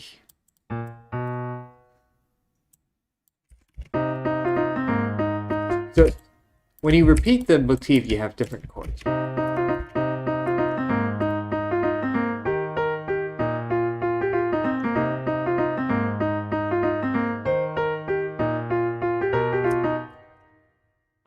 Yeah, there's a B here, B natural here in part of the original song. And tobu melodies. What are tobu melodies? I actually have a formula for dark ambient stuff though. Okay. I guess you can share your formula. Wait, I don't know what tobu is. There's a lot of things that I don't know. You can't Toby the artist. Okay, I don't know who they are. I know Toby Fox, but I don't know Tobu. Yeah. You can't assume that I know everything. Yeah, and I know everyone. Um, but yeah, Third Sanctuary. Okay, I have literally no idea what these are. Um, you know their music, I'm sure. Okay. I can't listen to any like copyrighted stuff. Let's see if there's. Oh yeah, I don't think there's any. Uh, hold on. I need to check. Yeah, I'll have to check this one out. Um. So my formula is to make pads out of anything, and once you layer some pads together, they're in the same key and have different texture. Think what's gonna happen is they're gonna harmonize together. Melody will speak to you. Okay, I guess. Oh, Third Sanctuary is a Toby Fox. It sounds like an iPhone ringtone. Uh, is that the thing where like it rains? There's an umbrella. Is like the in Undertale the thing that rain there's like a ringtone with the bells. I forgot what the melody. It's like dum da da da da da da da da da da da da da, or something like that. Well, Topu is NCS, so it should be fine. Okay, we can see if it's NCS, it's fine, I think. So let's take a look at Tobu. Okay, is there any song that you want to What about this one? 32 million views. That's probably a good song. Flights, cars, Oh hotels. my fucking god, dude. I need to install a fucking ad blocker. Uh,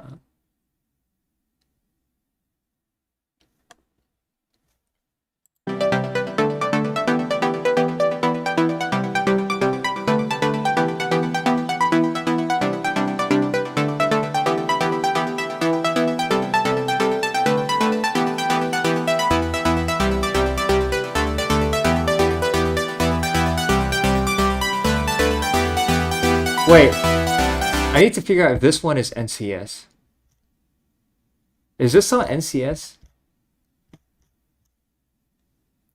It says all rights reserved, which of course it's all rights reserved. All right, you know what? I'm not gonna take any chance. Okay, I don't want to take any because I already took my chance previously, and um, I don't want to take any chance. You can send me the link in the description. That way, okay.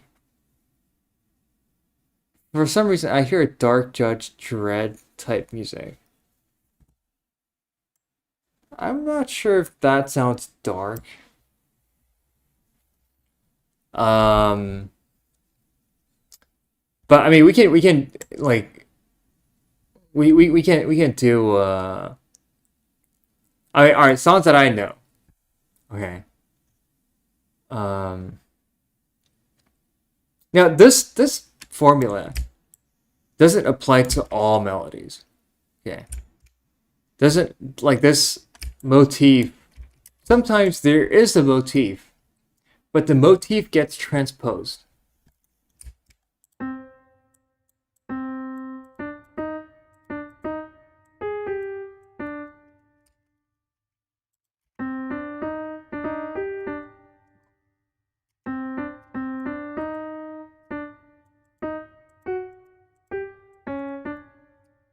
So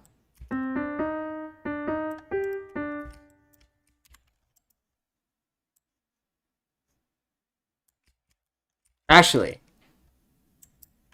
I'm just gonna do that. Okay. So here's an example of a transposing motif. This thing. We take this. Oh, first of all, we need to set the key to major to E flat major. So we take this motif and we literally just drag it down. Okay?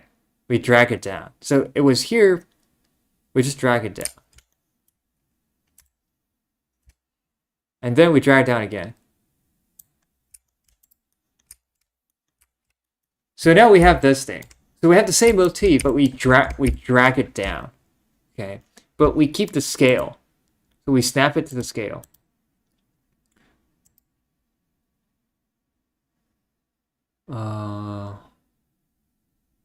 Okay. Now what is this gonna sound like?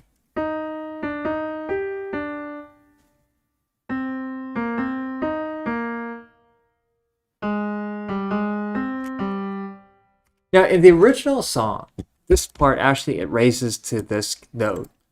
But this, if it stayed here, it would be perfectly fine. And then all you have to do is you take this, right? And then you just fill in the gaps in between. So you put like a filler and another filler. Another filler.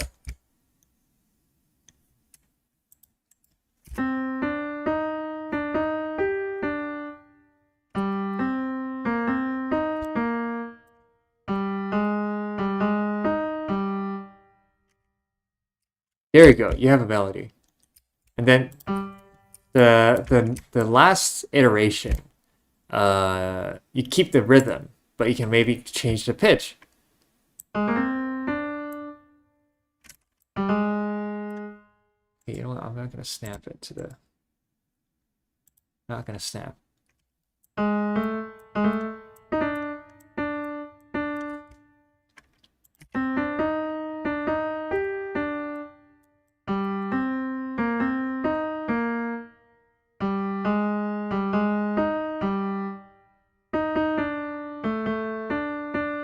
This is Castle in the Sky. Okay. Laptop Castle in the Sky theme. A motif that uses the submediant. Submediant would be, hold on, let me just see. Hey, would you like to share that tip for, or is it just a technique, EDM? Yeah, I think he said it's essentially you layer different paths together, and the submedian. Okay, there's a couple of different things I need to address. Depending on the key, yeah, submediant basically it is the. Wait, no, hold on. The submedian, the median is a third note. The A flat is subdominant. Okay, it's subdominant. It's not submedian. That's subdominant, and then that's dominant. I mean, I don't know if there's a name for this. That's the leading tone, the leading note. That's tonic.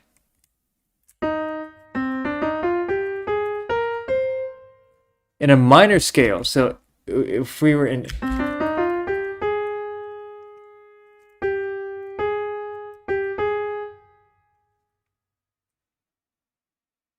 The submedian in a minor scale is a sixth.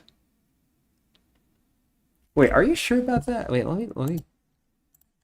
I need to look this up.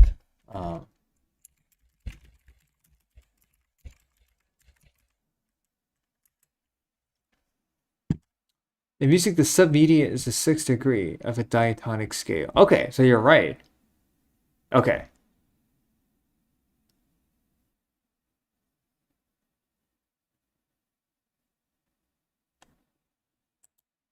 But I don't understand why it's called submedian.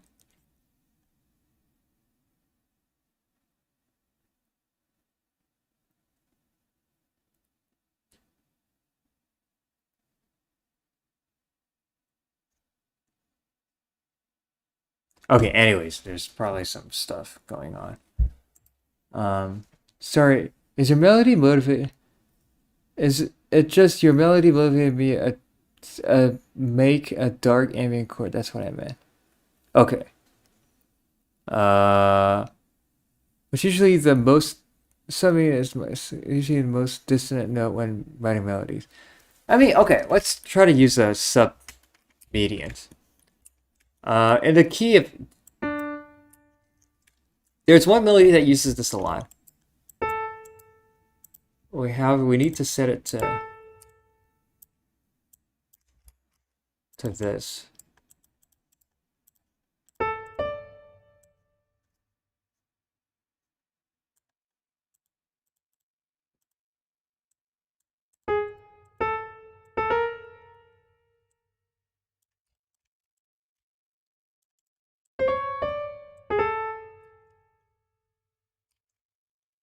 So we're in D minor.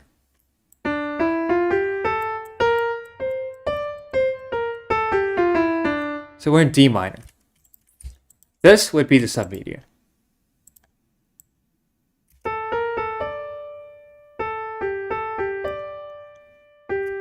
And you guys know how it goes.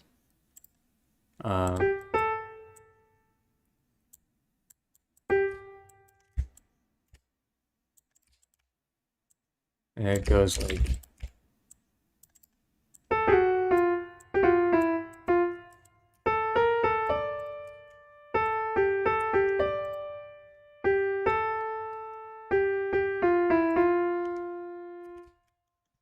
And then people start crying. This, yeah. I mean, in my music, I really rarely use the submediant in minor. I mean, I do, but I use a raised submediant because I always write in Dorian minor.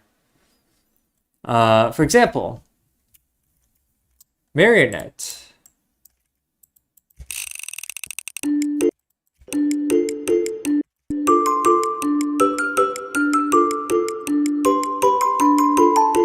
So it goes. This B, what is this B? It's submedian. But in actuality, if we were in pure minor D minor, we would use B flat instead of B natural. So it would be.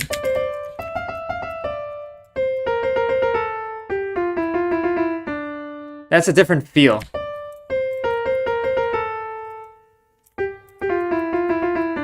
It feels more serious and more like it has a different emotion attached to it.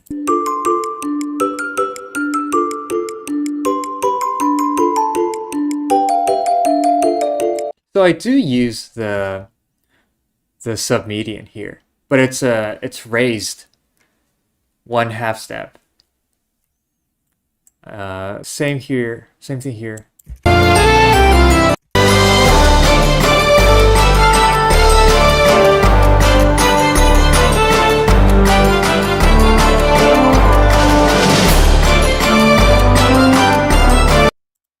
Another example would be this beat that I made.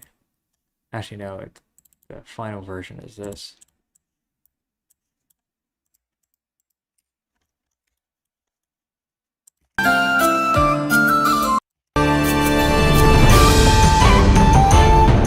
Melody here.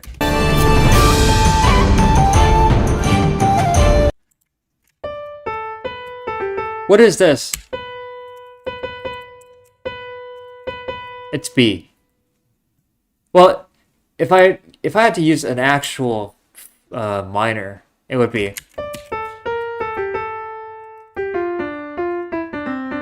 If I had to use a proper minor. But you know, that's not what I want. Like, I want Dorian.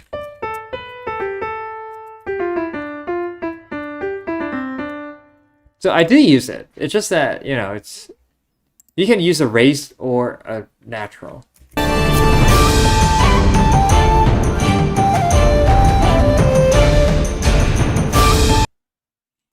Also, just to remember, when is it realizing? When? Oh, you mean releasing? Do you mean releasing or realizing? That note is B. Yeah, I mean, your ears are pretty good.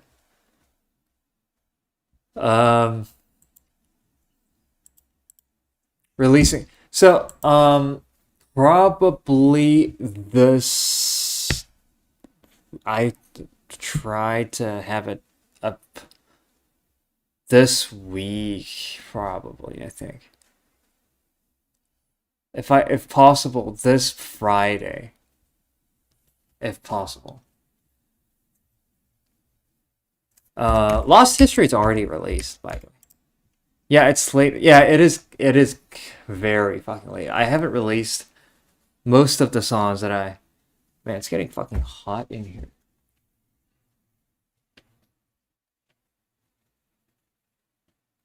Yeah. Okay. You mean Portugal? Portugal. I think yeah, it is pretty late. Uh, you probably have classes tomorrow. I'm going to bed in a few. Okay, yeah, feel free. So, okay, submediant. If you want to use submediant, let's write a melody with a submediant.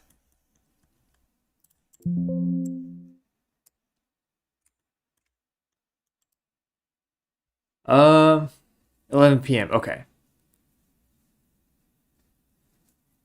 Dang, yeah. let's write a melody with the submedian. So let's do it.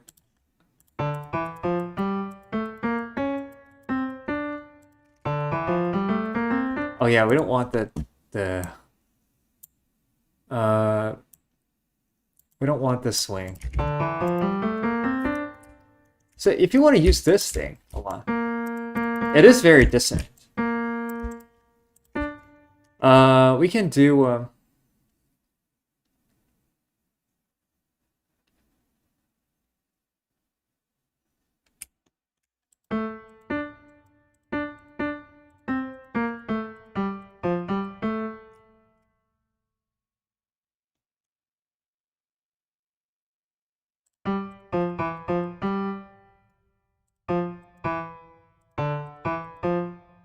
so maybe we can have this kind of thing where the motif is this thing right here. This thing gets repeated over and over again.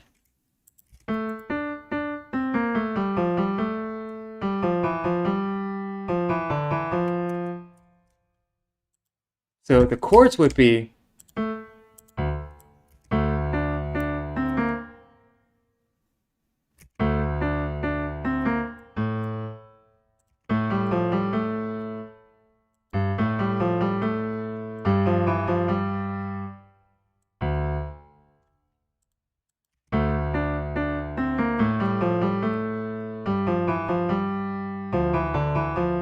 so that would be a melody that uses the submedian.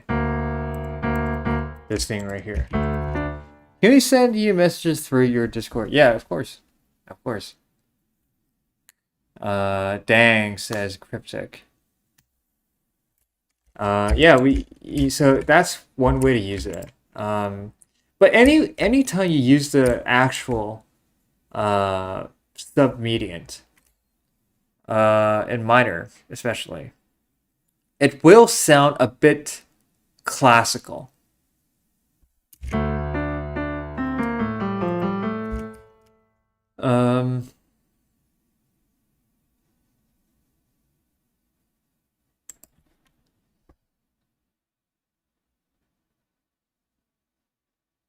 There's a song, a Japanese song.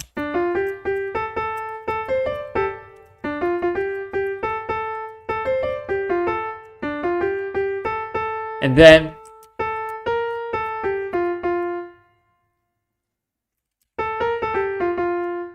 so this time we also use this note, which is the submedian.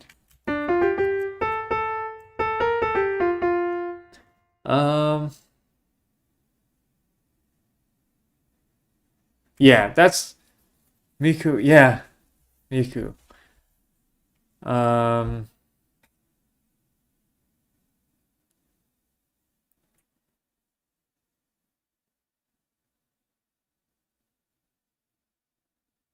There's The Witcher song. I don't play The Witcher, by the way, but I know there's a song in The Witcher that goes. So if we have this scale, it goes.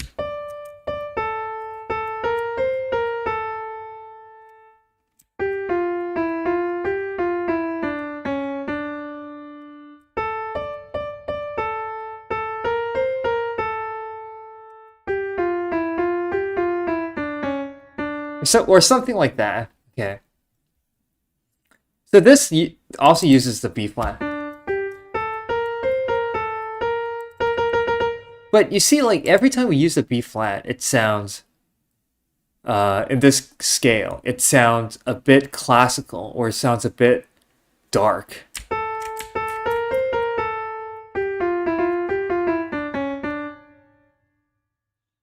Have fun, guys. Okay. See you later. Hope you'll be there. I think you're always there. So yeah, I hear that. Yes, yeah. No way. 10 streams that I mean, it's getting pretty hot in my apartment for some reason. What other song uses? Oh yeah.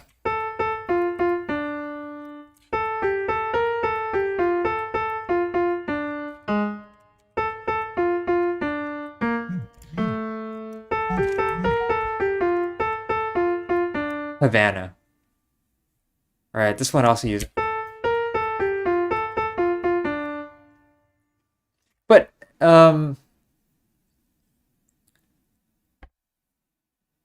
you're not really gonna hear this kind of thing in my songs. Perhaps in your songs you can try to use it, but not really in. I don't think I have ever used this thing. Uh, like I'm trying to think of, but yeah, like in my songs, I don't think I'd ever use.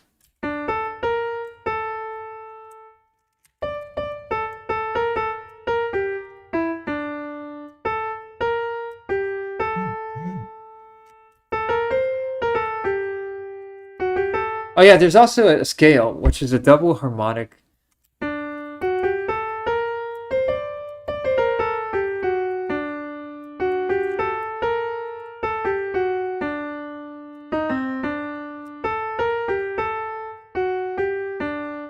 This is a scale that you can use. I used E flat in a piece in G minor, and it was seamless. It didn't sound classical at all. Okay. I mean, it doesn't have to be.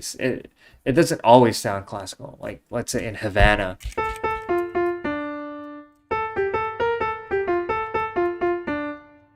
It doesn't really sound classical.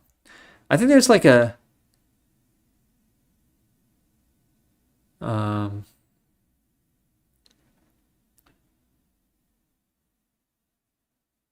um, I'm trying to think. I think there's a Russian song that uses. Um, like there's a Russian song that uses this. I don't know how I did it, and I think I'll ever be able to do that again. It was a crazy flow state. Okay. I think you're on a streak now of output. So I don't I trust you. You'll I mean sometimes when you're producing you're like holy shit I just did something that I don't think I'll ever be able to do. But then turns out you will be able to do that. You get better and better. Um, Sometimes the journey isn't always linear. Like it's an oscillation that trends upwards. Um, but yeah, you'll get you'll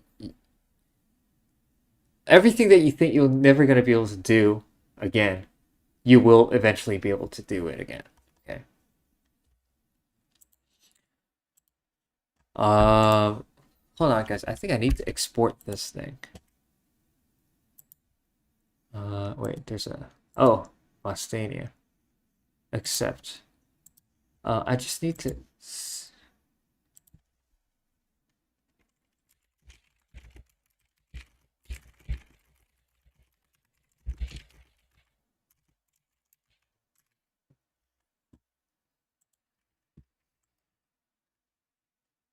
Yeah. Oh yeah. By the way, I'll check out your album, or I think it's more like an EP at this point, but you can call it an album. Your debut album. Yeah, you can call it your debut album. Uh, there was one thing that I was gonna do, but I forgot what.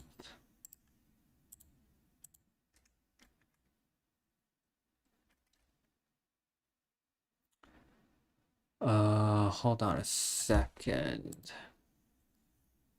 There's okay, yeah, we don't need this project. Um,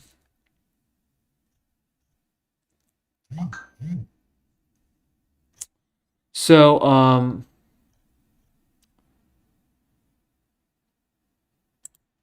hold on a second. Um, I think I lost it.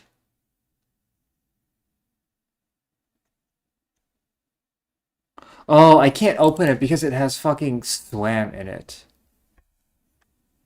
Yeah, it has swam. I cannot open anything that has swam in it because it'll crash.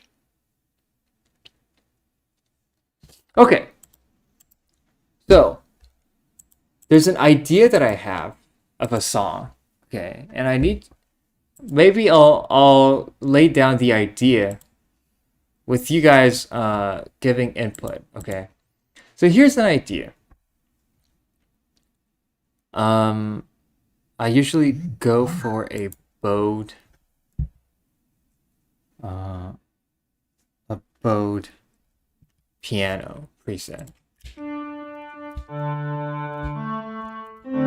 Oh, by the way, have you guys ever heard portamento piano? I need to show you guys this. So, uh, you can do legato, okay, in piano, like on piano. Actually, you can do portamento, which is really stupid.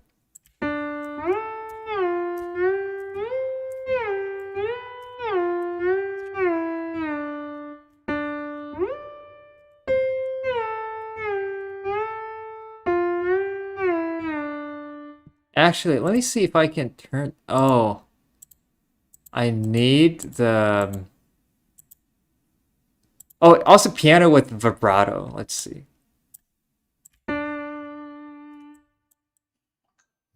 Maybe offset. Okay, yeah, that's fine. Maybe a little bit slow.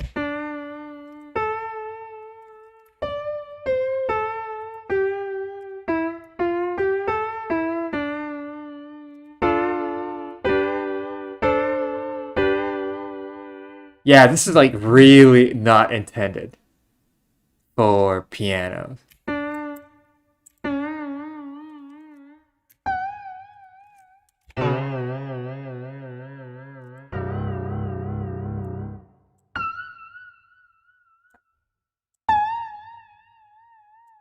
Like the best thing is that you can actually you can play the piano. Okay. Let's do a fucking um yeah, and a vibrato. So you can actually automate the so as you gradually as you play, there's more and more vibrato. Okay, so like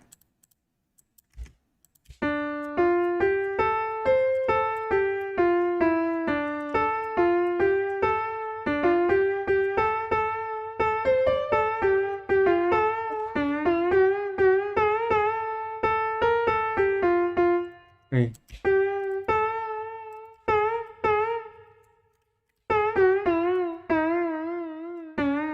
It sounds so fucking weird. And also, something else you can do with piano tech is, dude. By the way, this thing is just fucking insane, dude. This VST, I've never seen a better piano VST. You can like make the piano like fucking. Oh, I think I showed you guys this.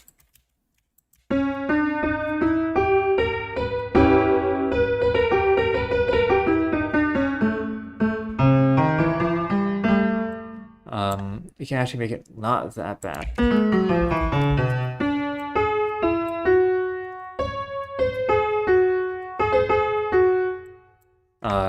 Perfect would be.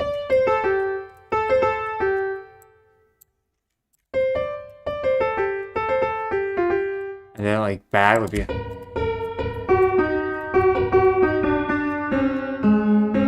can even change a seed. Like change it to another seed. I don't know. Like, oh, there's only 9,000 seeds. Okay.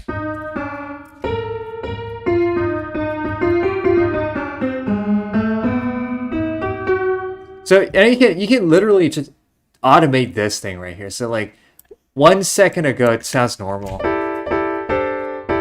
and then like afterwards it's like suddenly it gets like worse and worse. You can actually even make a pad out of this. Um, but yeah, this is actually crazy. Man, what else? There's like a ton of stuff they can do. Anyways, so an idea that I have is of a song is you're like in the ocean, or like in some kind of like ocean.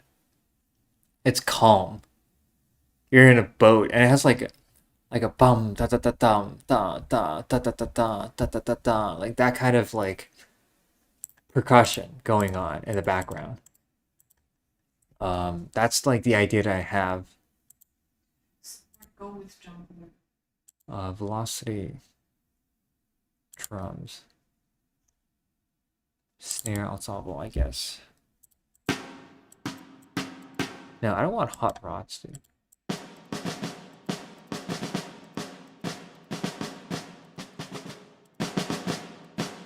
Yeah, like that kind of like snare sound. Actually, let's do a classic room mix. Okay.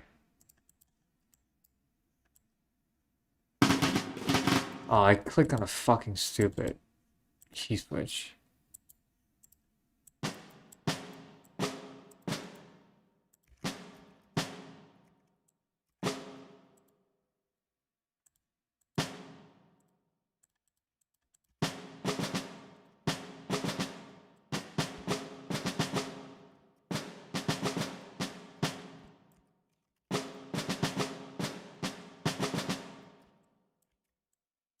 So this kind of like drum pattern.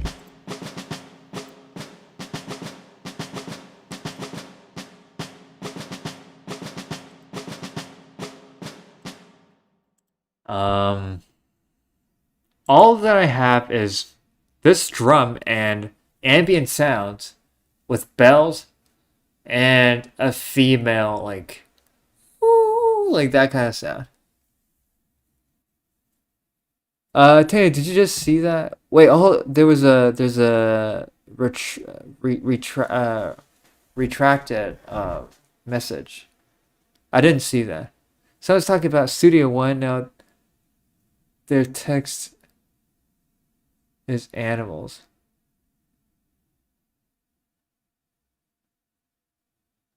What? Now their text is animals. What do you mean their text is animals? They wanted to switch from Studio One to FL. Okay. Why did they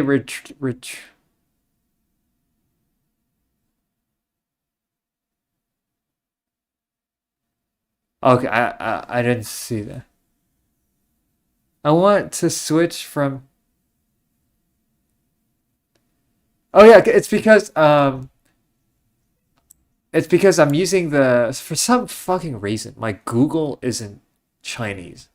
I've been wanting to turn it into English for a long time, but for some reason it's in Chinese. I wanted to switch from Studio One to FL. Autocorrect F. So it's fine. It's fine. Uh, I guess feel free to switch. I guess I don't know anything about Studio One, so I can't really give you any tips or anything. Um, I don't really know what to say, man. I guess I couldn't see properly. I thought animal drawings. Oh, what the fuck? Okay, so these are Chinese characters. Okay, these are Chinese characters with a stupid font. Okay, and you probably thought it was like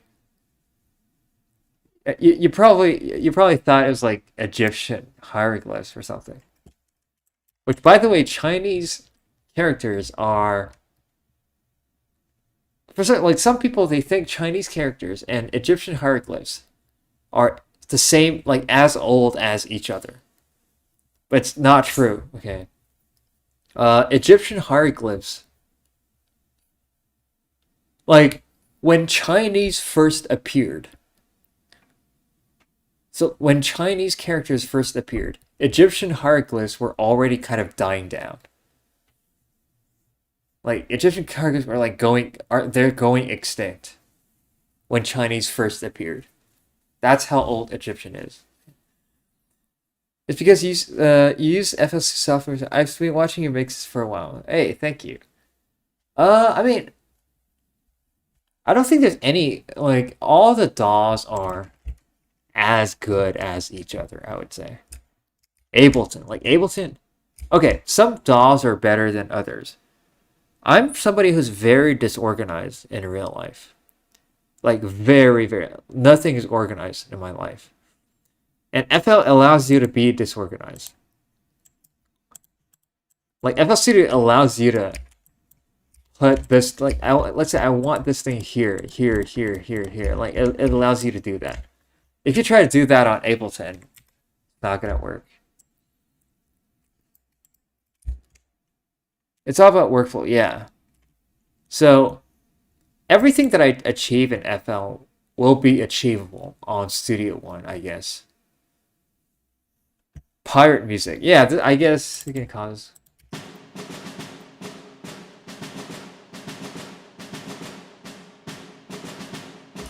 Maybe even slower. Like 124.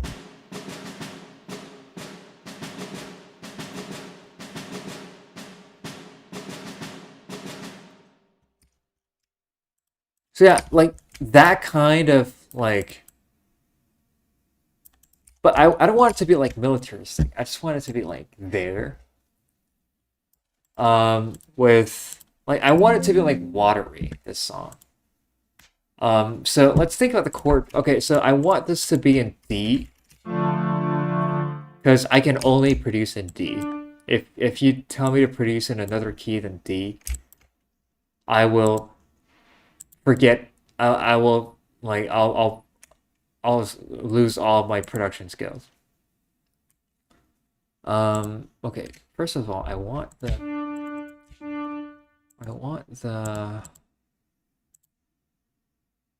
I want the attack to be there.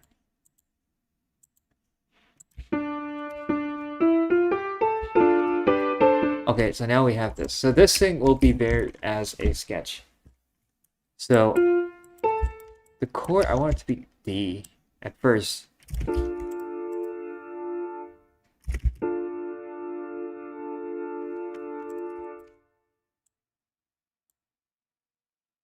Or actually, no, I want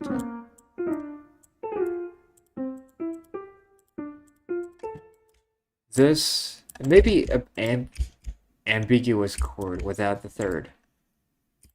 Then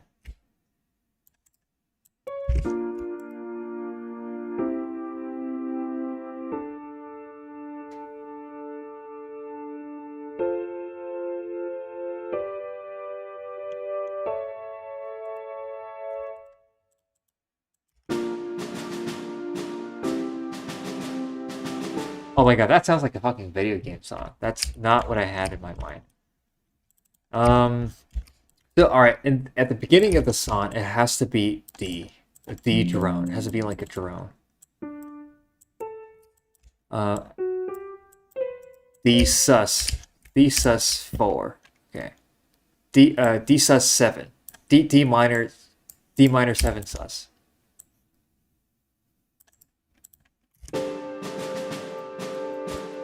Way lower.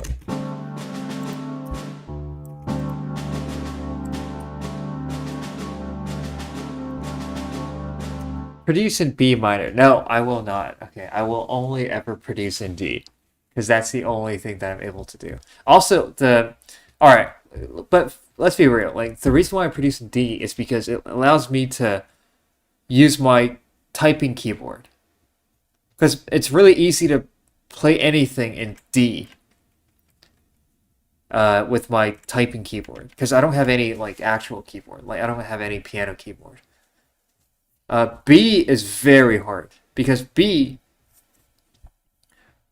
is I can't play any chords in B. To play any chords, it's very tricky.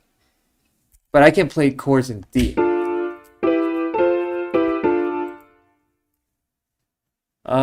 D is my favorite key, especially D minor. D minor is the best because it has the lick.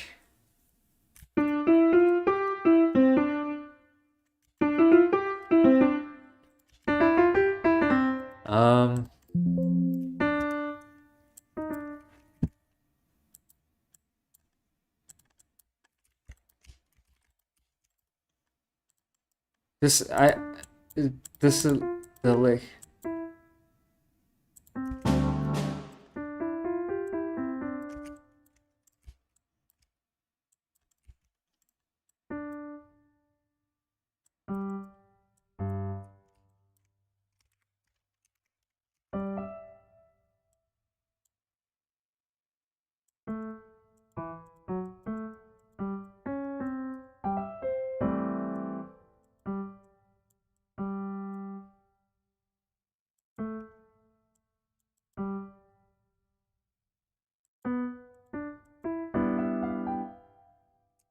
I forgot the chords.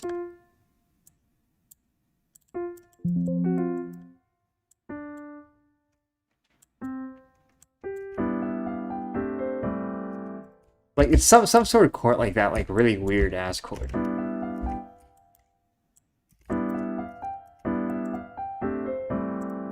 Like that kind of chord, something like that. I can't understand your POV. I can comfortably produce in D minor, B minor, G minor, and C minor, O and E major. I mean, you can literally just produce, like, you just set this to whatever key, and now you can produce in any key. Literally. But I have to produce in D because of my keyboard.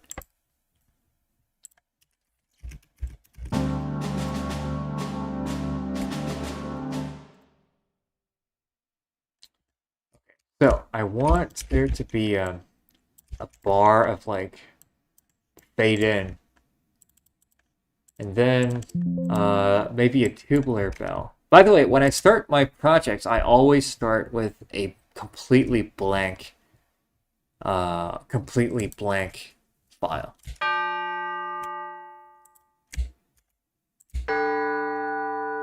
So maybe this sound.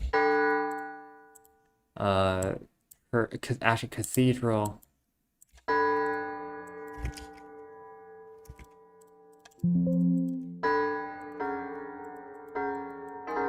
Oh, I can't because it's fucking snapped. Snapped to black notes. What the hell?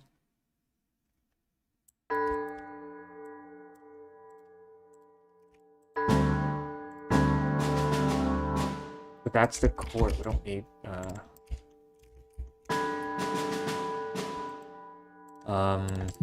maybe we need some pads.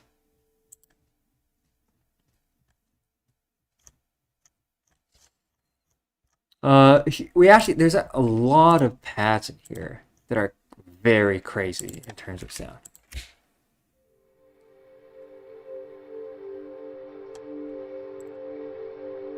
That's a good pad.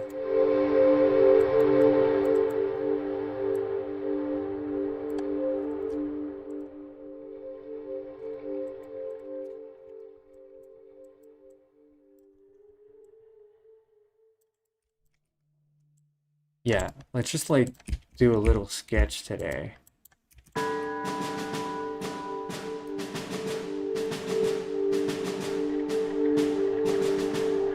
Also, the snare is a little bit too quiet.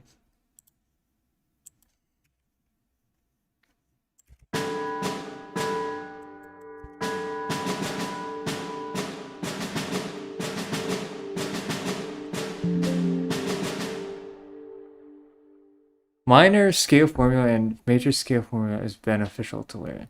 Yes, they are. They are. And like it's really not that hard to learn scales.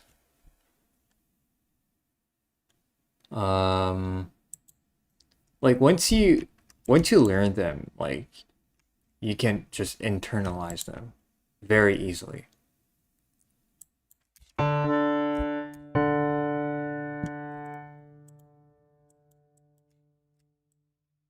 It's really easy to internalize.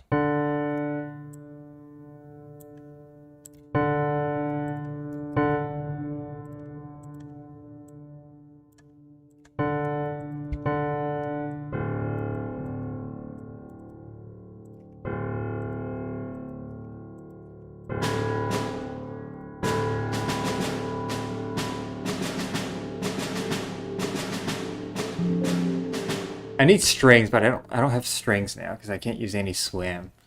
How about we use some like pads? I just want to do a quick sketch today.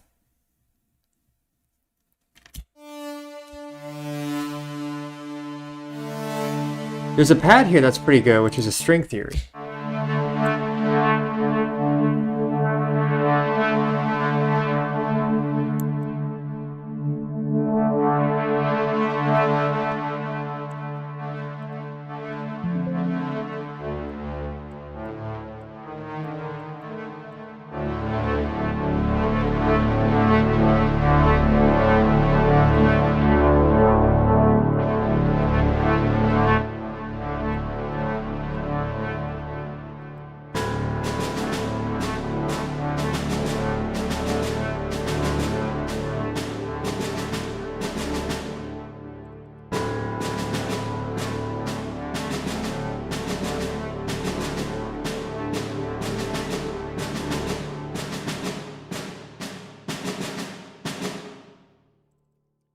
Then just elongate this. Also, how to do ambient stuff. Here's a little tip.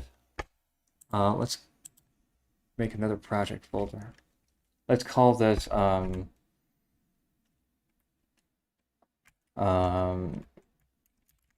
IP or something.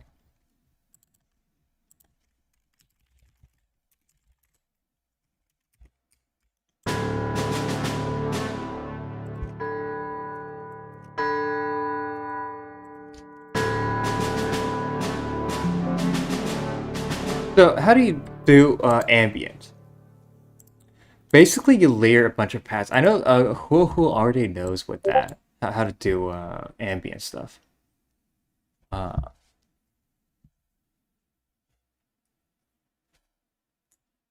um, but essentially, you find a bunch of. Oh, this sounds like Vinland Saga. Okay, I never heard the Vinland Saga. Um,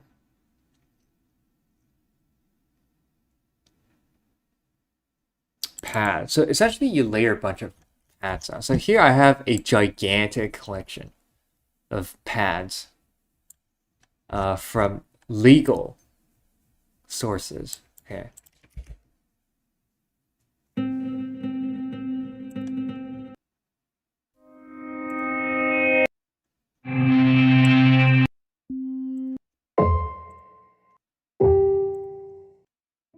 Okay, some of these are not pads.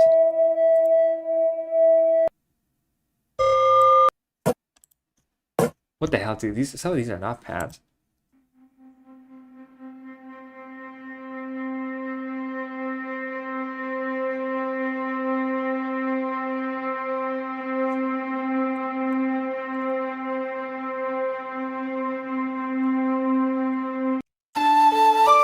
Whoa. Why did it start fucking playing that song? Yeah, please get Chroma. Is Chroma free? If it's not free, I'm not gonna get it. And also, I haven't felt that I needed it so far. Like, it's not free. Okay, then I'm not getting it. At least not yet. Yeah. It's the only thing I buy. Okay, I know that you're not known for buying things.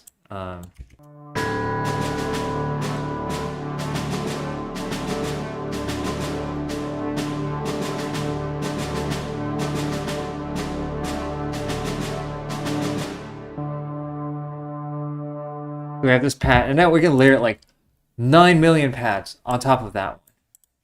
Okay, we're gonna fucking.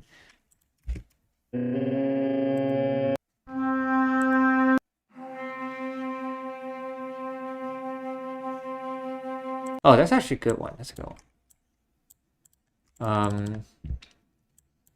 So yeah, let's layer that. Let's layer another one that's like a plus 9 semitones. Now we have a fifth going.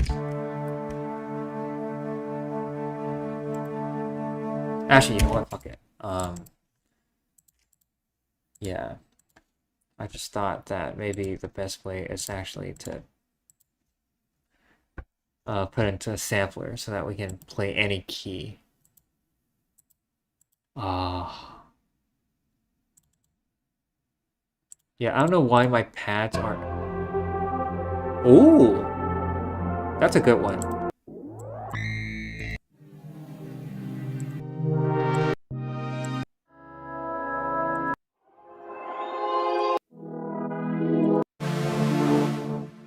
Okay, but these are not like the vibe that I'm looking for is ambient and acoustic.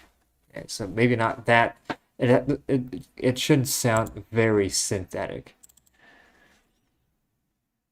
Um, it's the only thing. It's either everything pad and vocal related. If you want to world build that, if I want to build worlds that involve flangas, the only plugin I bought is Serum. It's $10, I think. You bought two. So I've been laughing.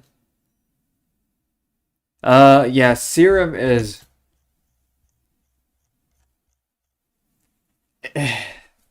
It's worth it. Do you need pads? I'm gonna fish around here. For some pads. I'm gonna just find the pad that I just. I think I do. I have enough pads. Like, I think there's like more than 1,000 samples in here.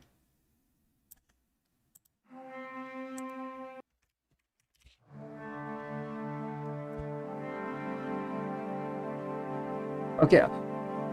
Well,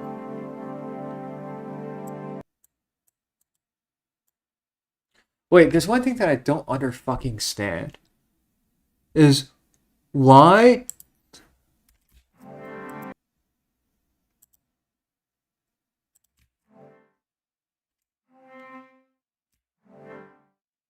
Oh, so essentially it keeps playing.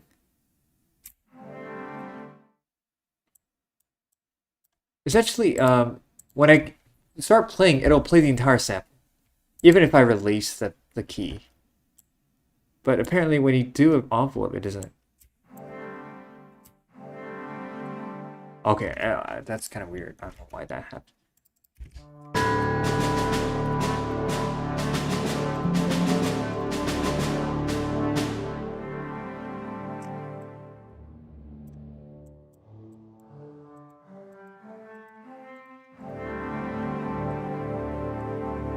And then you can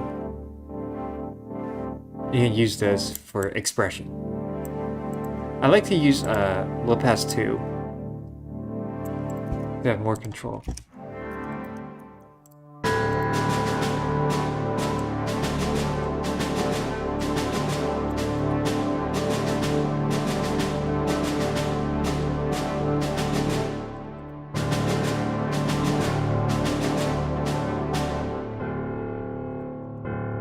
Okay, the piano.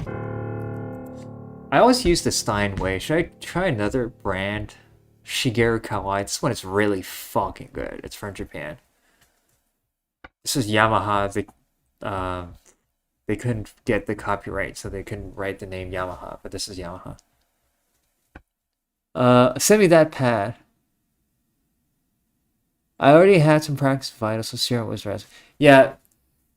So wait, hold on. Cryptic, do you have Serum 2? Yeah, I think you do have Serum 2.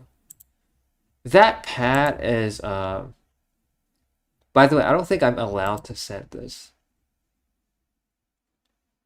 But you know, I don't think anyone will know, so actually I'll just send it to I'll just send it to you. Okay, please don't send it to anyone. Okay. Please don't send it to anyone. Just keep it to yourself. Yeah, just keep it. I already had yeah, both Serum 1 and 2. Okay. I mean, once you have Serum 2, there's literally no reason to use Serum 1. Alright, it's fine. It's because this pad is not free. Okay. This pad is not free.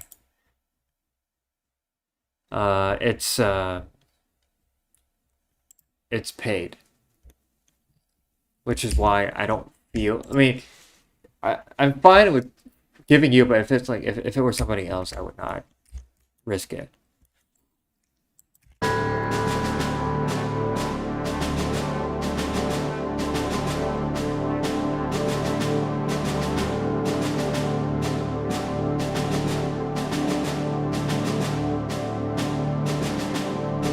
But what we need a string staccato going on.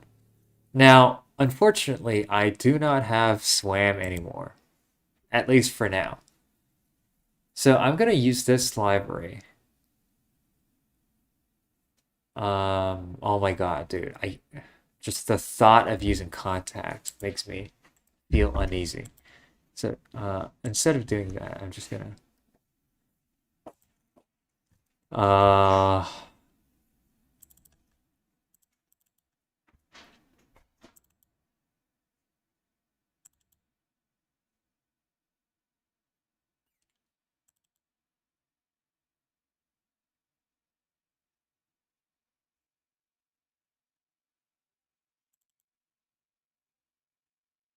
height.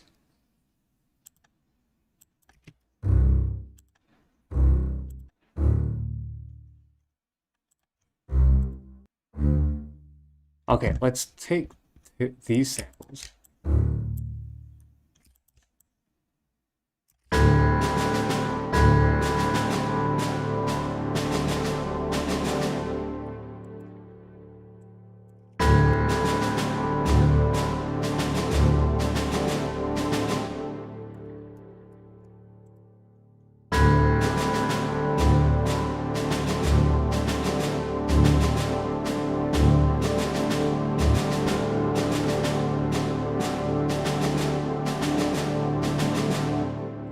Wait, what happened? No more sam. Oh, essentially, what happened was, every couple of months, the SWAM instruments will check your license. So actually, like you have to authorize the license of your instrument.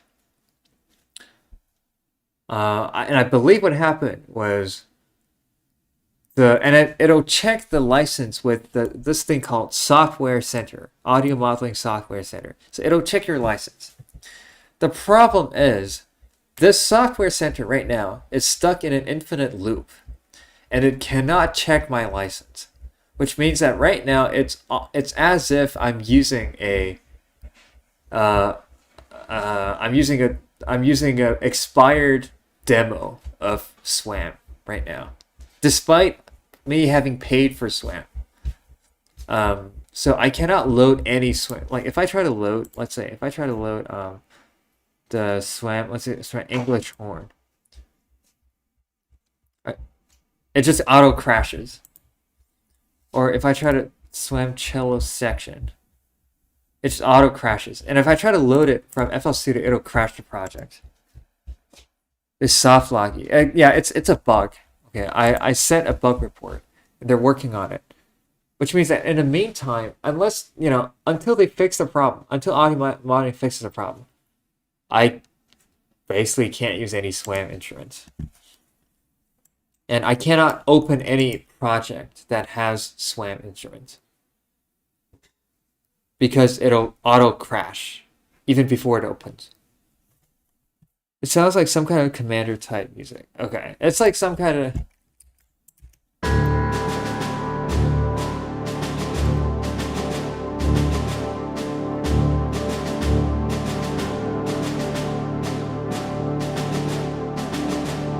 Yeah, basically, I'm just trying to see how the string works. Which is basically 99%. Yeah, which is basically 99% of my problem.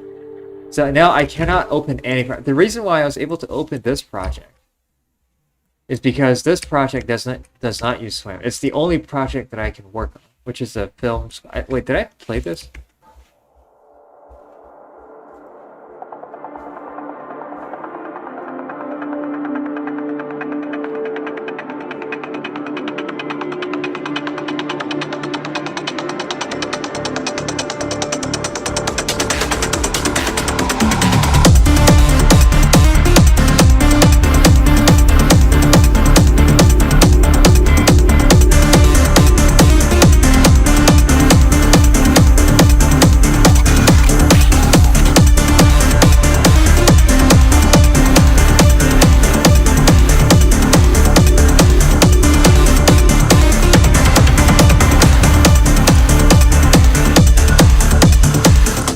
It's not done yet. It's like not done, but it's a project. It's for a film.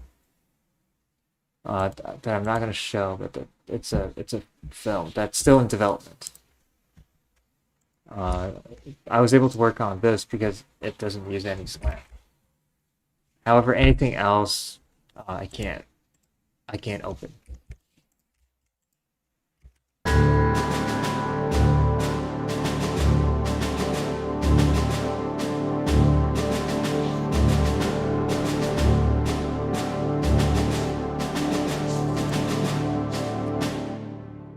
Wait, hold on.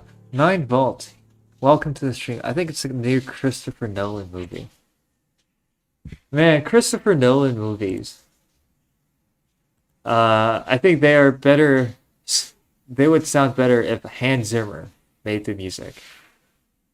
Because these two are like the golden couple. Christopher Nolan and Hans Zimmer. These two, whenever you see these two names together, you know that it's going to be good. My favorite film of all time is actually Inception. So, yeah, Inception. My favorite film.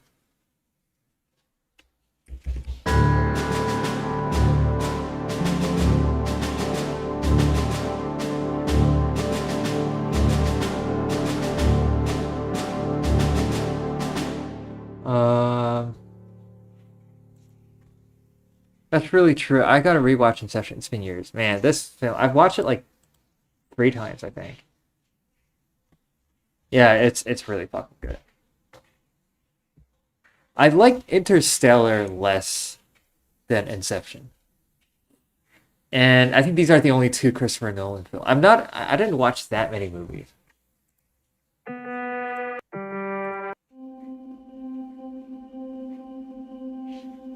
That's a good path.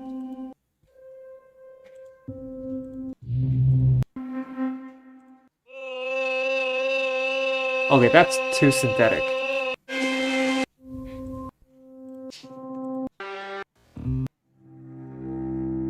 Oh, that's a good one. That's good. Have you seen the Dark Knight movies? Those are Tim too. Masterpieces. Okay, if they're good, I'll probably watch them.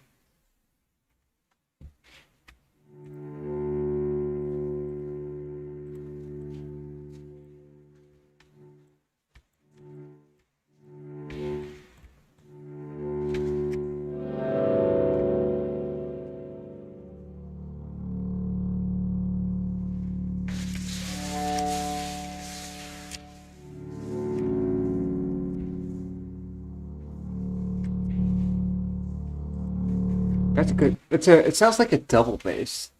I think it's some kind of string instrument that they sampled.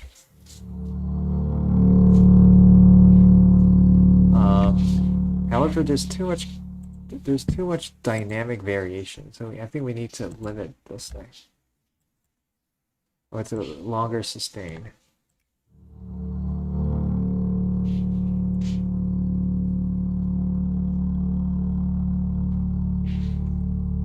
Yeah.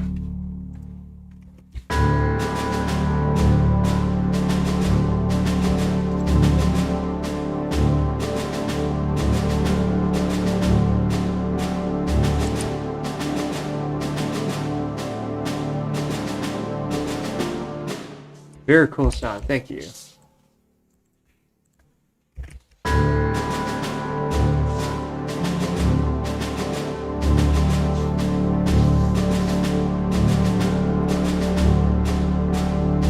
Essentially, all we're doing is stacking pads on top of each other. Just to make it clear, I wanna. Oh my god, I'm gonna keep zooming in. Oh shit, I want to copy that. Basically, I want to. So I want to make it so that we know what is what. So the pads are down here, and then the non-pad are up here.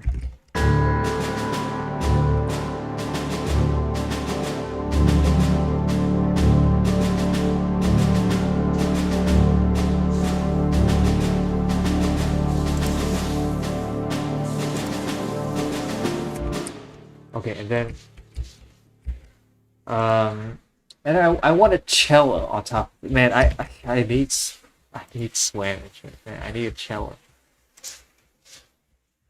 What genre? Said Sodra. I don't know, man. However, I really want to do a dubstep drop at the end, at the very end of the song. I really want to do. I want the song to be a huge like build up until it gets to a dubstep drop.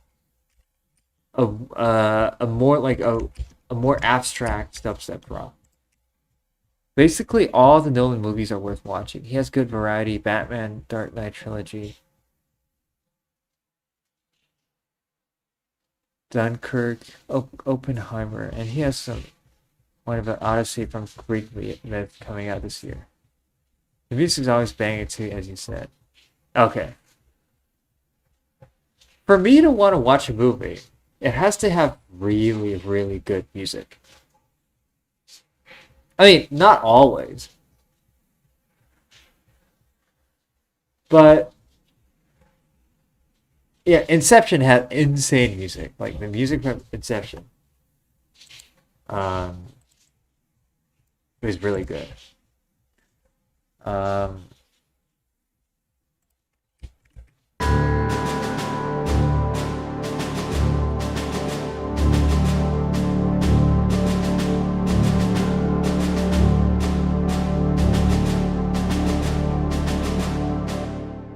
Actually, I need this to be here.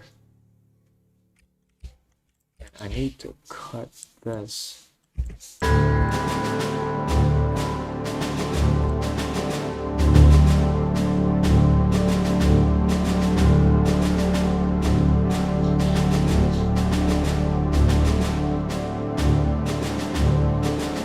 So I need this like just ambient sound as a pad all along. Like this song, and also this is a synth. I don't know if I want like keep using synths of this song.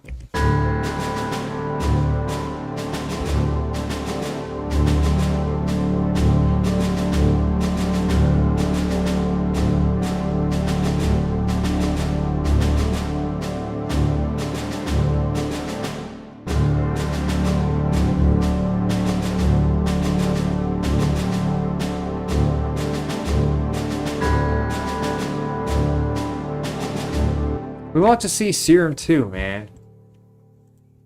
You want to see this? What am I gonna do with this?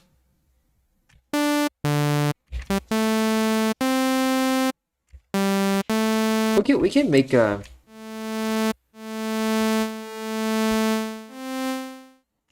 we can actually make a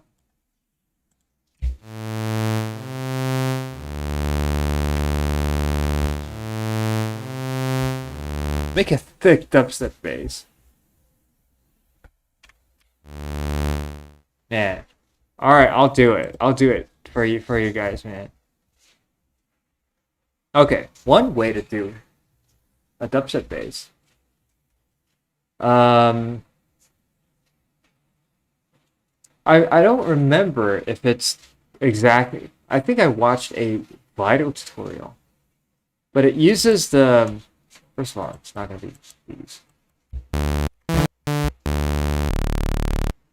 It uses a thing called random peaks. Now this thing doesn't have random peaks.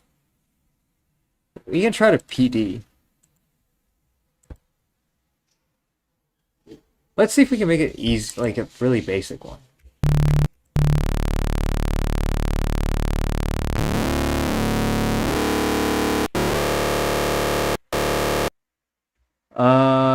Maybe you literally want to see user thing. Oh, maybe random amplitude. Would you please listen to Copilot song Dimension 2? I can listen to it afterwards, but now I can't listen to anything that's copyright, which is like all of Copilot song.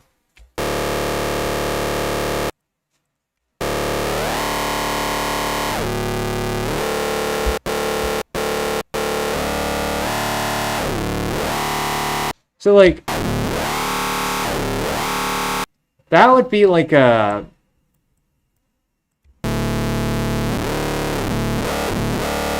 that's like one of the OG like methods. But I don't think. Okay, you know what? Fuck it. Let's do it the way that I usually do it. Okay. So what I usually do is I randomly take um like like two of the actually let's put LFO to this and make it like one bar.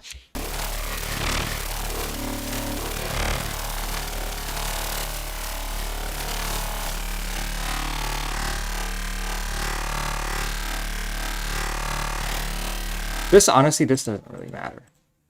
And then you can do like bend. Also, one thing that's kind of important is you want OTT. And then you can do like high pass.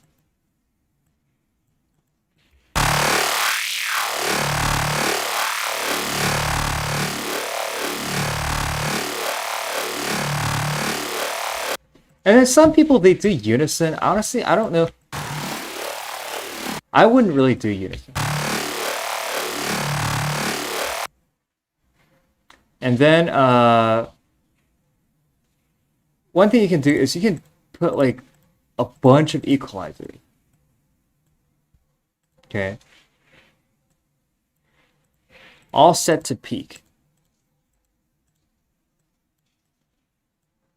All set to like peak. And then like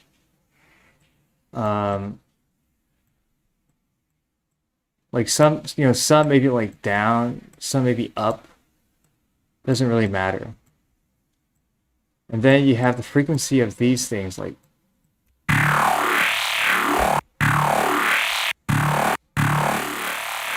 and also don't forget distortion.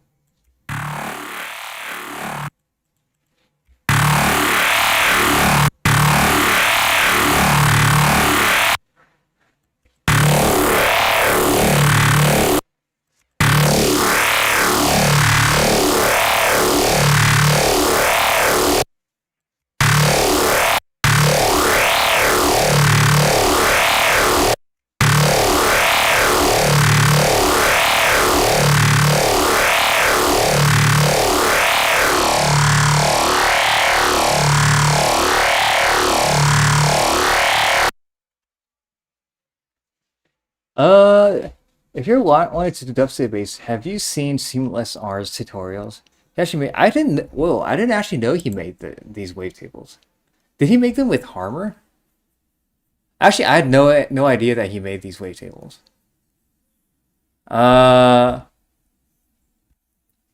Something I learned from Tana is that automate the cutoff of the reverb filter to make his basses screech more. What? Okay, let's send this to filter 2. Automate the cutoff of reverb. What? I mean, I assume you don't do a lot of stuff because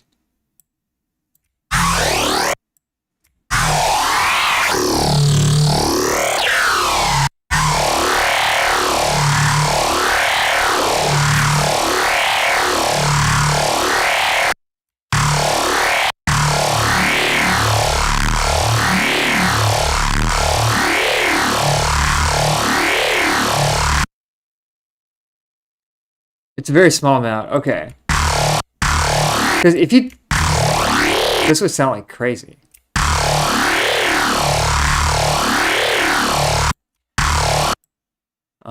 Maybe like...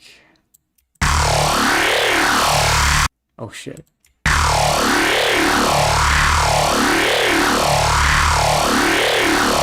And then you do some post-processing afterwards.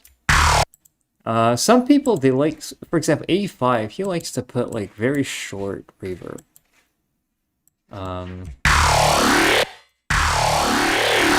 And then he like at the end of the phrase, he would bring this up.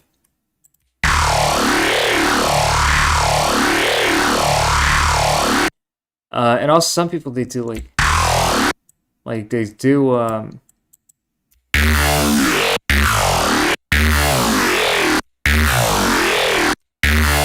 like they do like they go from like up an octave to down.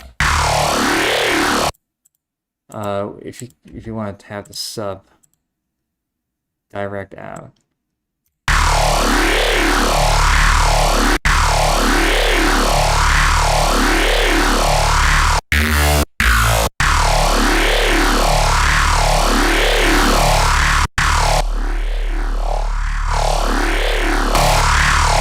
I mean, that's just one way. There's like a million different ways, and also depending on the different wavetable positions. Or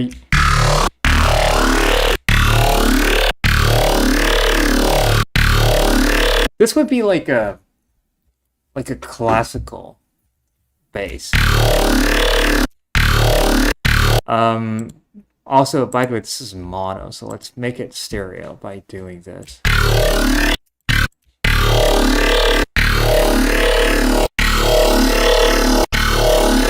Now my song's clipping, which is not good. So, that sounds like my raccoon bass. Yeah. Any to see where that label S-Off came from. He's incredible. Shit, okay. I had no fucking idea.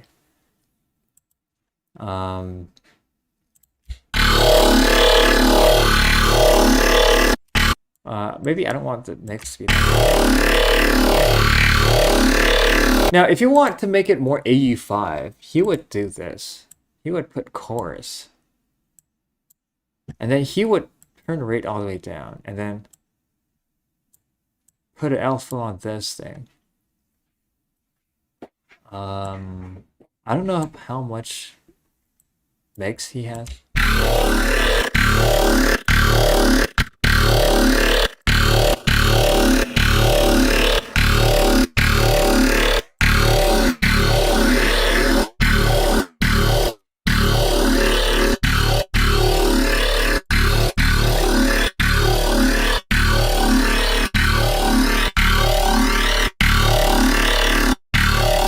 Like, he would have this.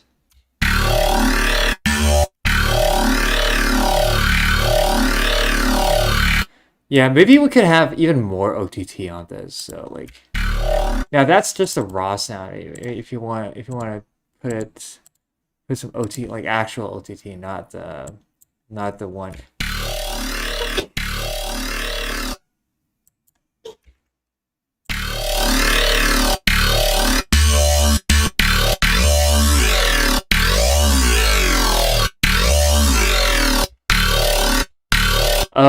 Yeah. I don't know how much I want this reverb though. You can do legato like that, and then do portament.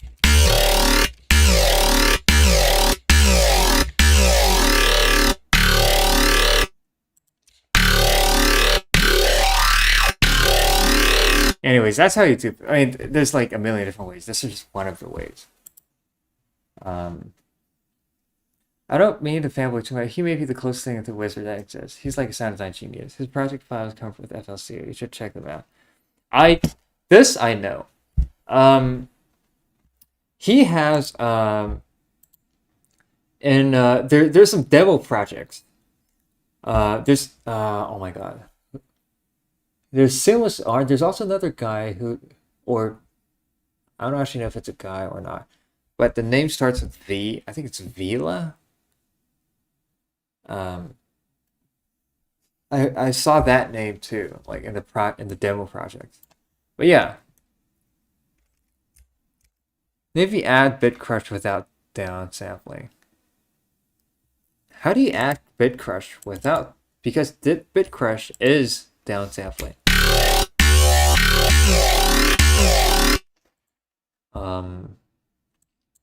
You also like bring up the gain.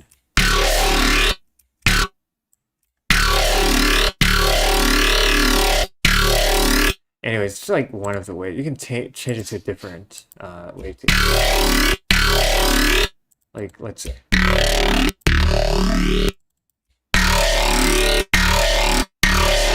You can even change this to like another one, which is like let's try ASIM.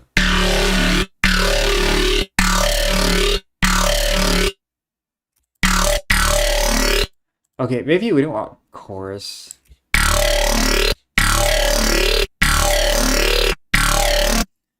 Anyways, there's like a million different ways to make basses. You can even make basses with hardware. Like there's this one. Like there's this. These are ones I made. Dubstep Brown.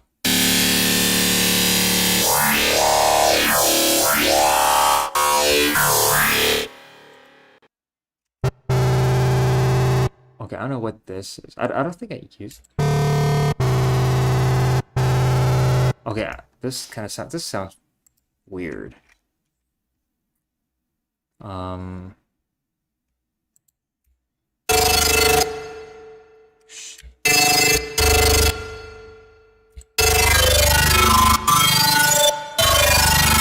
Okay, yeah, I think it's that. Anyways, bunch of ways. MTK also has a demo project. Okay. Actually, I think you can learn a lot. One thing that I don't do a lot is check out other people's projects in FL. But I think it's something that I should do. I think it's something I should do.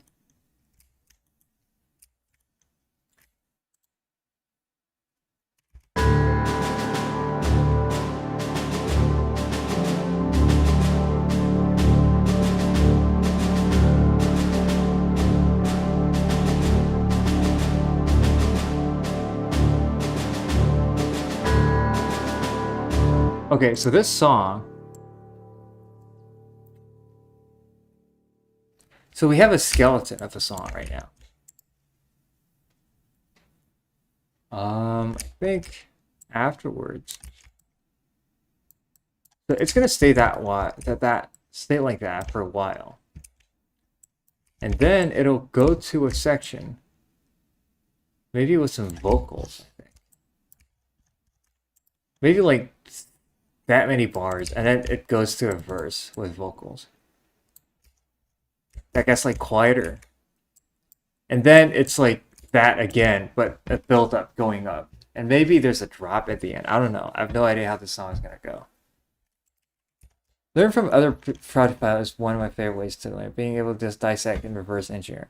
Yeah, it's true. Also, like sometimes when you listen to us, like when you go through like presets, and you're like, shit, how did they do this now?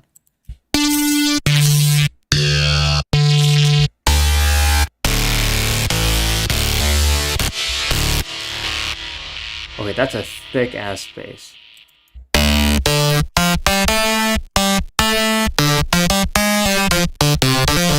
So like, and then you're like, how do they do? Well, you can just reverse engineer it, and you can learn a lot. Wait, there's AM? What? It's actually the first time I've seen AM being used. Like, let's see what it sounds without the AM.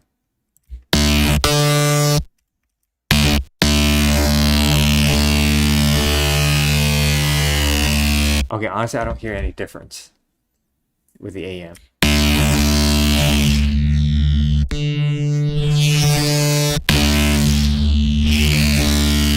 It's probably some distortion being automated.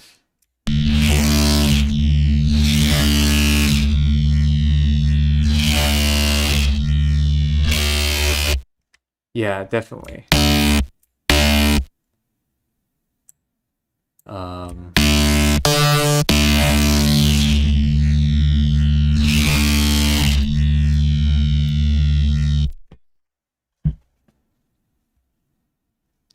Okay. Hey, hi, sir. What would you advise for ethnic strings, please?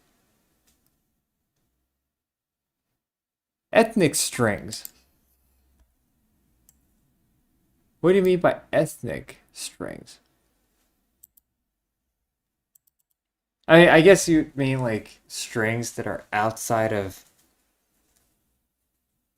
like non-Western strings. Hey, small rock music. I remember you from a while ago. Uh, it depends on what instrument you want, actually.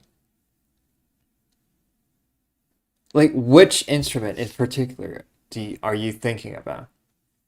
Because ethnic strings could be literally anything. Like, it could be literally anything. Wait, what? Am I disconnected? Like, Arhu. All right. The best Arhu so far is this. This is ample Arhu, ample China. However, it's only the best so far. And this VST does have a lot of its own problems.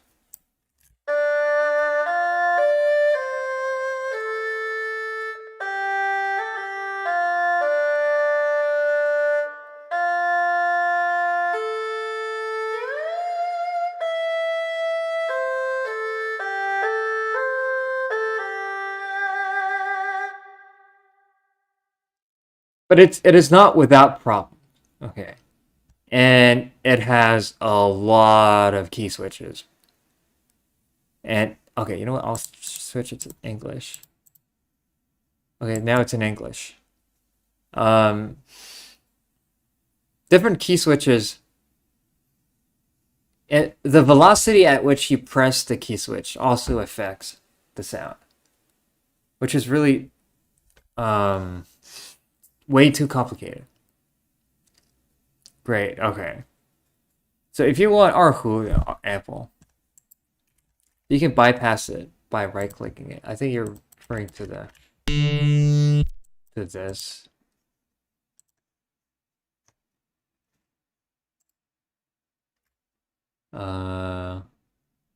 Okay, yeah, you can bypass by right-clicking this part.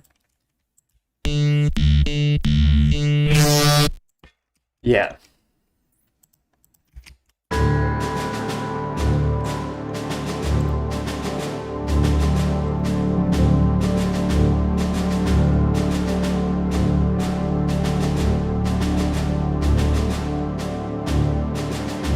Okay, now we need a secondary. We need a melody on top of this. I want a real instrument playing the melody. Okay, we need a. Let's say let's. How about we use a harp? Um.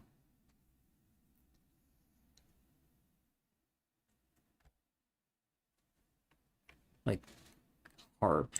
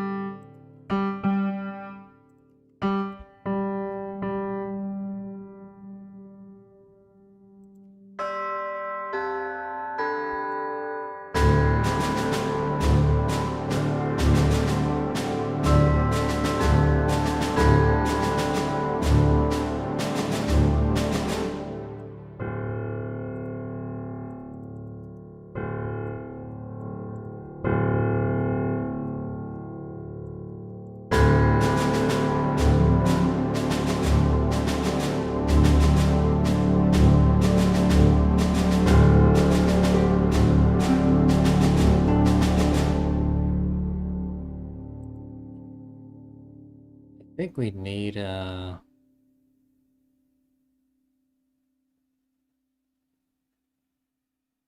There's actually a song that I want to reference.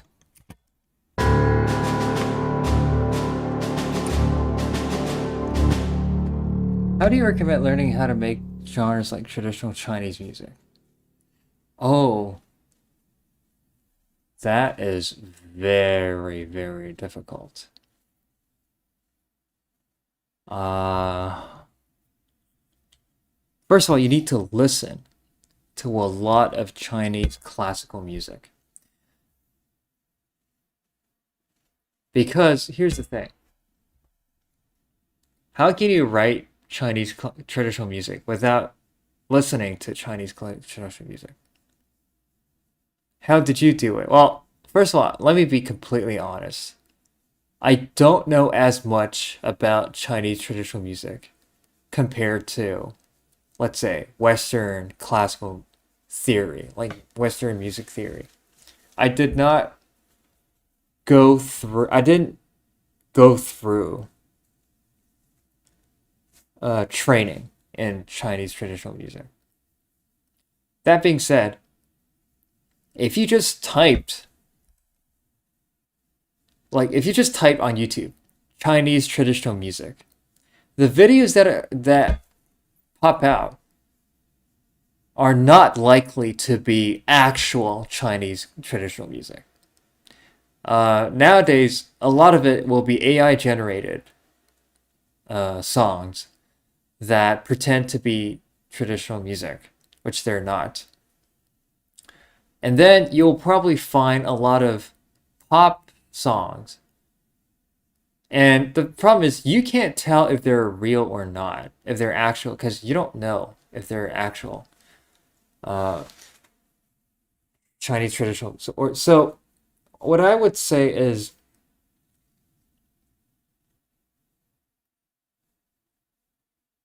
first of all, get to know what instruments are used in Chinese music. Like, get to know the Chinese instruments themselves. For example, erhu is one of them. Right, this is one.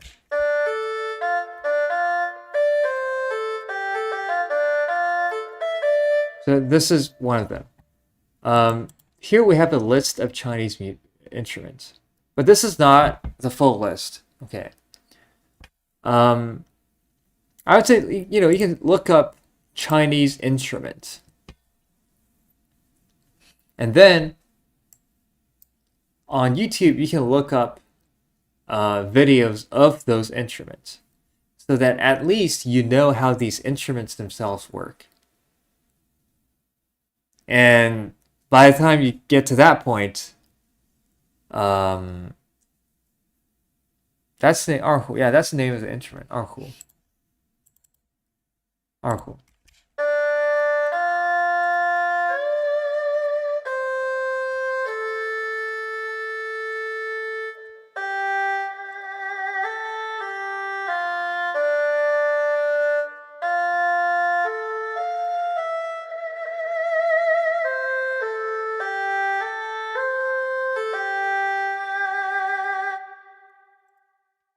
I'm getting, yeah. Okay. You feel free to. It's gonna. This thing is hard to crack. Okay. This thing is hard to crack. But yeah, just first get to know about the instruments themselves. For example, I'm Kung Fu Panda 2. Yeah. Um, if you don't know anything about the instrument, for example, if I ask you like, where is the bow in the instrument? Or on the instrument, rather. Actually, in the instrument is right. Okay. Where is the bow? The bow is actually between the two strings. Okay. So the bow is part of the instrument. The bow cannot be separated from the instrument. It's inside the instrument. It's caught between the two strings. And if you want to make music with these instruments, you have to know that. And also, like, what are the idioms in Chinese? For example, on like some sample library review channels, they would take these instruments and they would start playing on the keyboard, and the reviewers have no idea how the real instrument works, so they play something like.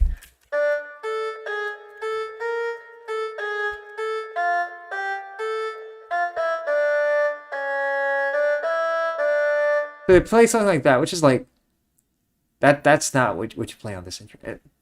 First of all, you don't get below D. That's the lowest note on this instrument. You cannot go below unless you switch it to another type of strings. So you remove the strings and you put on another type of strings. But you know, like these like people who don't know anything about the instrument, they will make something, and then when somebody who knows about the instrument listens to it, they will know that whoever made this song doesn't know much about the instrument itself. So first of all, get to know the instruments, and then yeah, there is one channel on YouTube where you can find lots and lots and lots of Chinese traditional music, like actual authentic Chinese traditional music. That channel is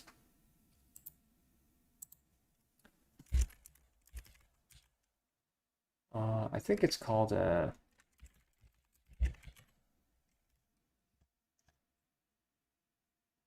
yeah. So this playlist, this entire playlist, full of Chinese traditional music. It's a playlist of literal like this playlist. Yeah. Okay, there's some random stuff like there's Carmen fantasy. There's some instances where Chinese instruments play Western music, but for the most part, this is authentic. Here's the link if you guys want. Oh, I can't play anything. Well, I'll put it in the. I'll put it in this thing.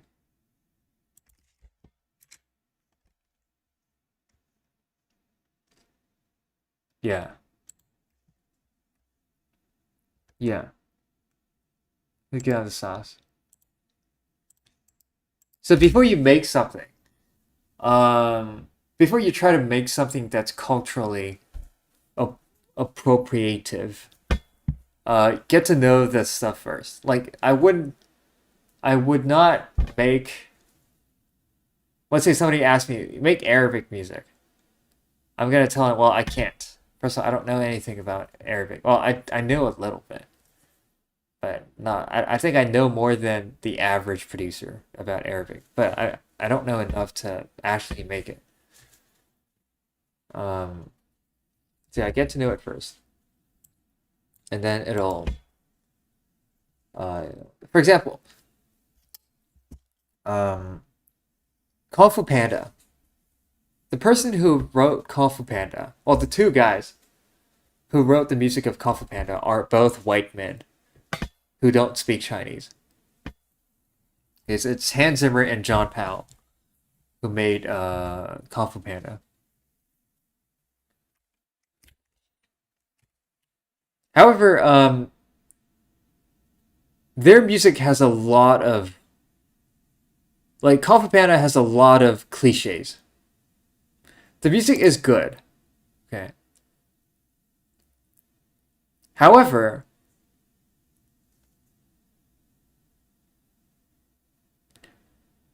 there's a lot of cliche. Okay. There's a lot of cliche. For example, somebody asks you, make Middle Eastern music. And then you're gonna load up an instrument, like, I don't know, like, let's say you load up a guitar, okay, because it kind of sounds like the oud. So let's say, somebody asks you, make Middle Eastern, and then you do.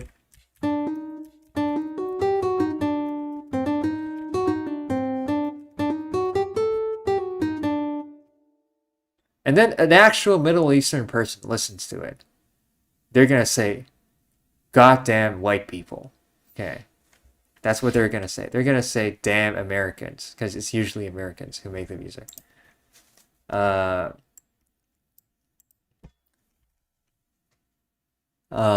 Because this is not Middle Eastern music. This is what white people think Middle Eastern music is. Okay, same thing when they go to Chinese music. Okay, they're gonna load up a Guzheng, let's say. They're gonna load up this. And all they do, okay. Oh shit, I think FL Studio is gonna crash. Oh, it didn't crash. So, alright, somebody say, alright, make Chinese music, and then a white dude will do.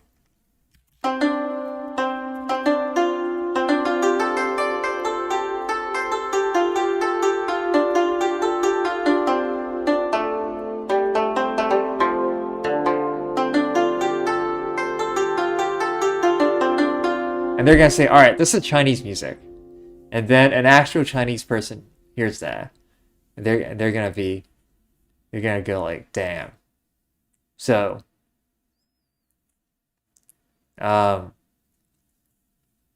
this is what white people think Chinese music is. But no, this is not Chinese music. Okay.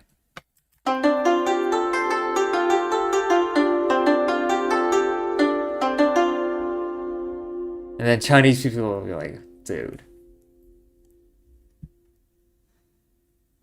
This is the same as if Chinese people did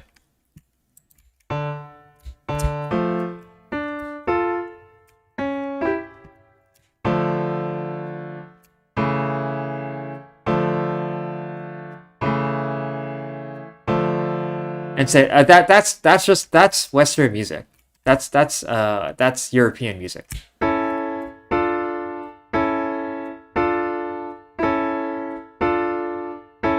Like just that. But no, that's not actually European. Do you know, sir, if animated layers they use library or real instruments? I don't actually know. Maybe they do use real instruments.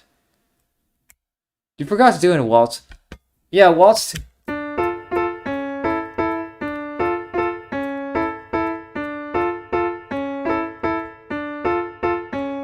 But would you say this represents Western music? I would not say this. Yeah. Western music is much.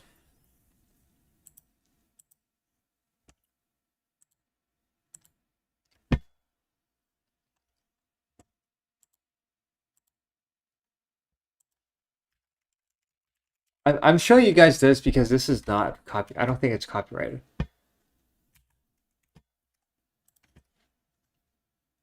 So, do you guys want to hear what actual, like,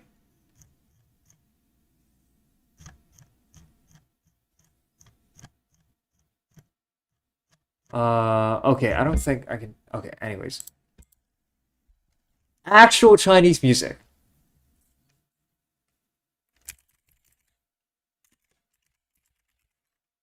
Try to do this with the library, it's impossible.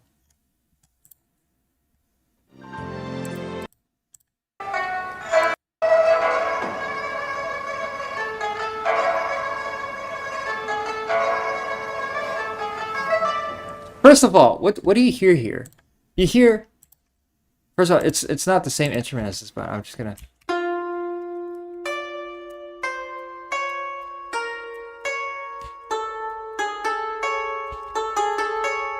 So there's a semitone here, and then white people are gonna be like, wait, hold on. I thought Chinese music was just pentatonic, all right? Turns out no.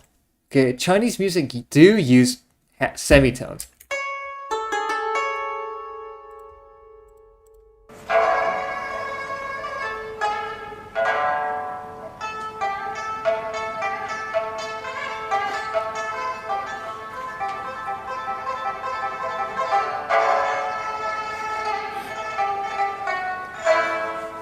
Like, right? There's a semitone there. Now the instrument that he's using is actually called pipa. I'm not gonna load it because it's gonna take forever. And then afterwards it gets like crazy. Actually.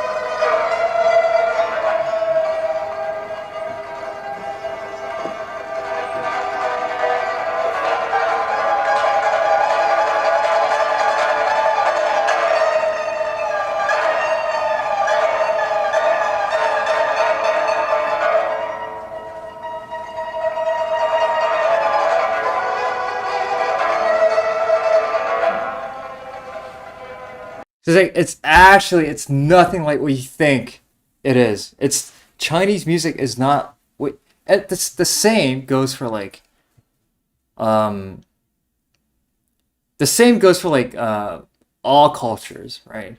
Like Middle East. You think Middle Eastern music is this? Like uh you think that's what Middle No, that's not what Middle Eastern music is. Middle Eastern music is something that I cannot play because I know it's much more complicated than that. Also yeah, Arabic violin. There's a guy that yeah, Arabic violin. Because of Ross. Oh my god, shut the fuck up, bro. I don't give a shit about your stupid university, man. Oh, another ad. This is getting outrageous. All right. What do you think Arabic violin sounds like? It's violin, exact same instrument as Western violin. Completely different sound. All right, let's listen to it.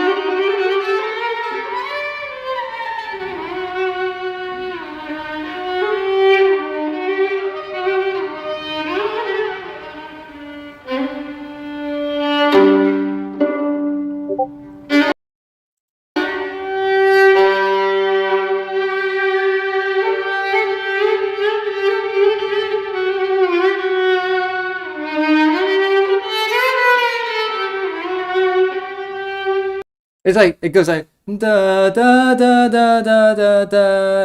It goes like between the semitones, like da da da da da da. You can't put that on the you can't put these notes on the keyboard because it goes in between there. It goes like da da da da da da. It's like it's microtonal. You can't even fucking put it here. I love whatever motor scale you call it, average. It's called the Macam. The Macam. That's what they use. Swam supports Macam. As well as Pianotech. Pianotech also supports Macam, I think. You can so there's there's the Indian Shruti, which goes like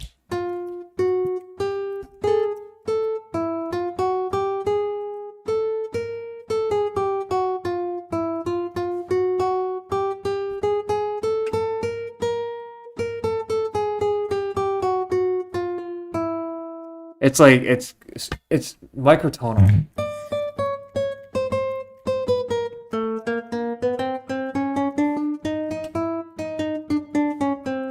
So it's not something that you can even do with like library music. Like, you know, if you do like library music, it's also there's like all kinds of weird stuff. I didn't have it I didn't really look into this. So um I c- uh, I don't think I can really but one way to make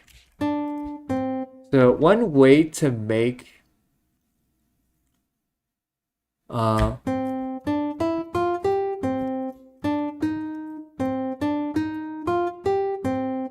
so Middle Eastern music sometimes tends to bring the D a little bit down. So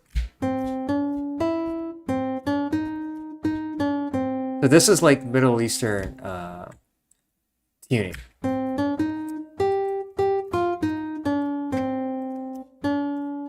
Yeah, that would be So they would be like,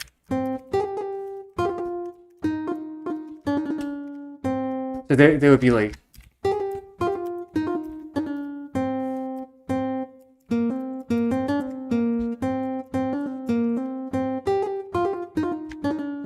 so that's already way better than if we just brought that. That's already way better than way better than that in terms of authenticity. I hear a lot of B flat. Okay. Honestly, I have no idea what any of these notes are. This thing's way beyond my capabilities. How would you recommend learning the structure and arrangement part of traditional? Usually, there's no arrangement. So, Chinese traditional music is usually solo instrument. For the most part, solo instrument. And arranging is mostly a modern thing.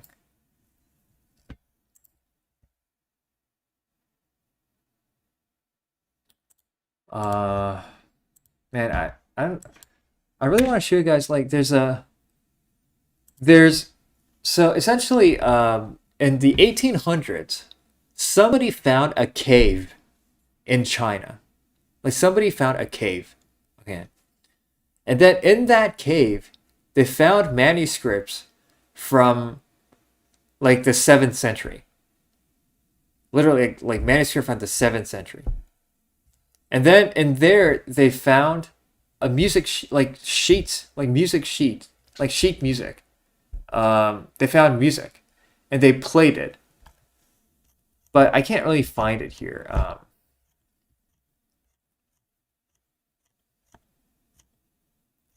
I can't really find it here. And it doesn't sound Chinese. It doesn't sound what you would expect Chinese music would sound like. Brian, no, microtone is just anything that plays in between the 12 standard. Yeah, that is true. So anything that where the subdivision of notes is between. By the way, this guitar is kind of cool. You can see how the frets shift. Oh, I think there's a bug. You can see how the frets themselves. Oh, I think yeah, there's a bug. There's a bug. You can see how the frets themselves change as you move the microtonal thing. But there's a bug. Yeah, I'm gonna get rid of this. There was Kevin Penkin when you're scrolling. Okay. I don't know who that is.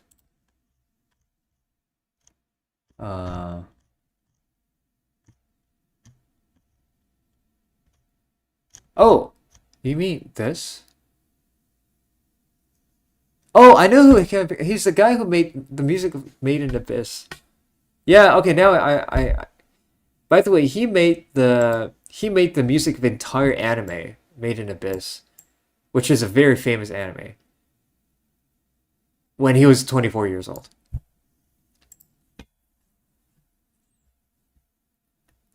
How do you make a sound last long and not cut off too soon in a piano roll? You can check mine. How do you make it not cut off too soon in a piano roll? You literally just make the note itself long. Now it'll last forever. Like that's how it's done. As opposed to. This is only sort of related, but it has to deal with frequency between. But have you looked into frequency shifters? I've been obsessed with them lately. Have I been looking into frequency shifters? Yes, I have.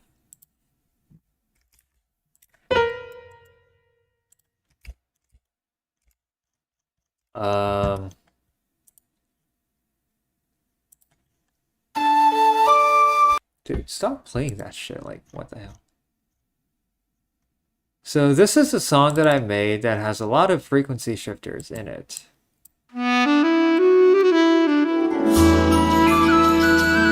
Okay, stop playing that fucking shit.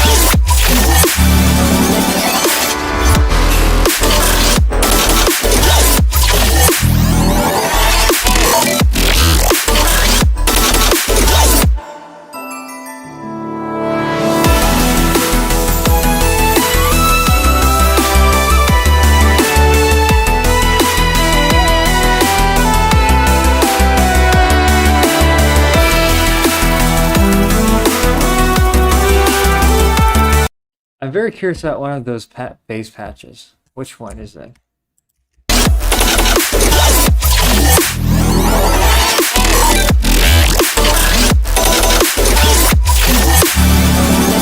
Is it like one of those?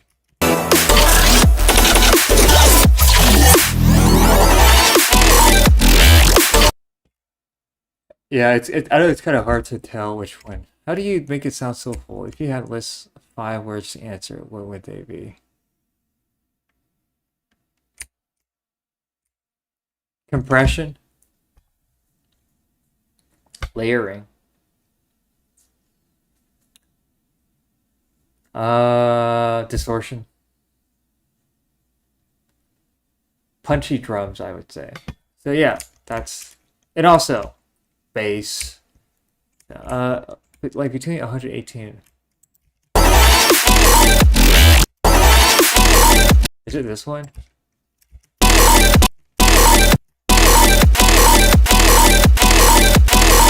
Or maybe it's this one?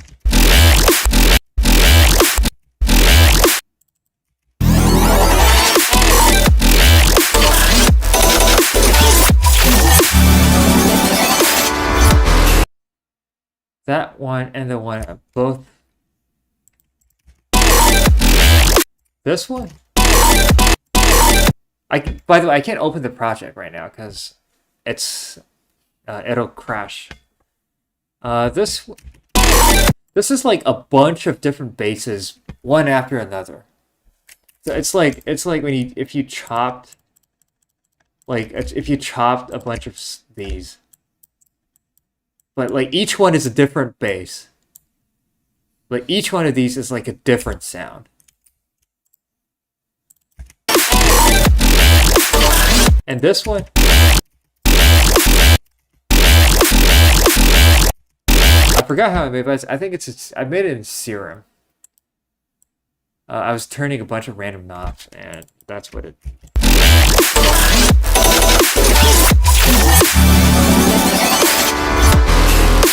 Yeah. But this is my usual style, by the way. This.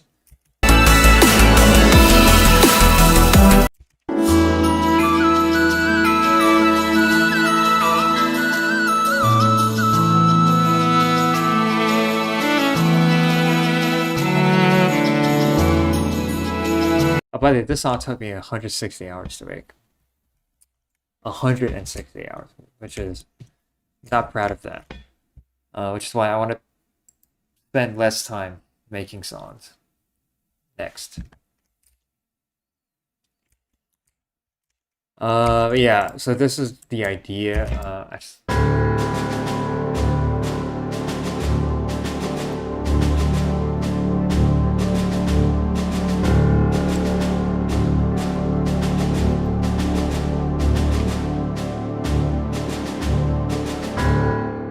But yeah, I know like when song ideas start out, they don't sound very, they don't sound very like professional, but This is how sketches work.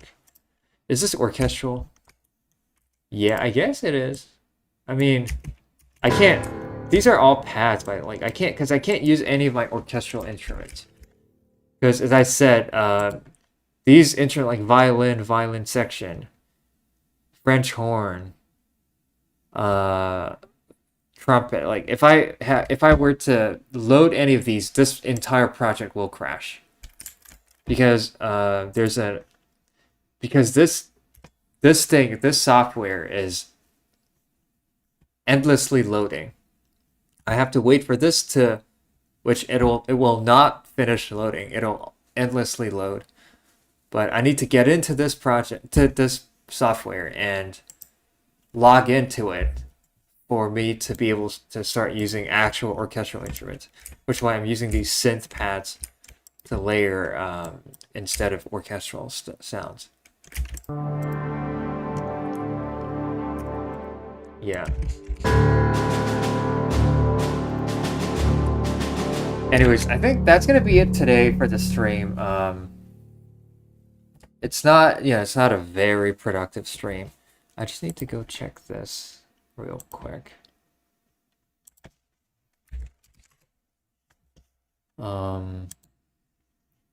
Yeah, so that's gonna be it for today. I know it's not a really productive stream, but I hope it's useful for you guys.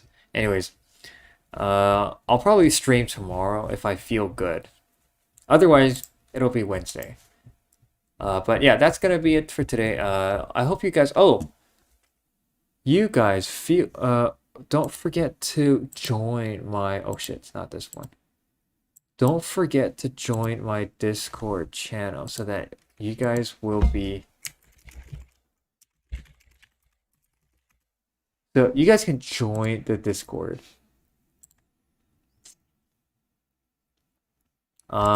Which will essentially bring us all together into one community. All right.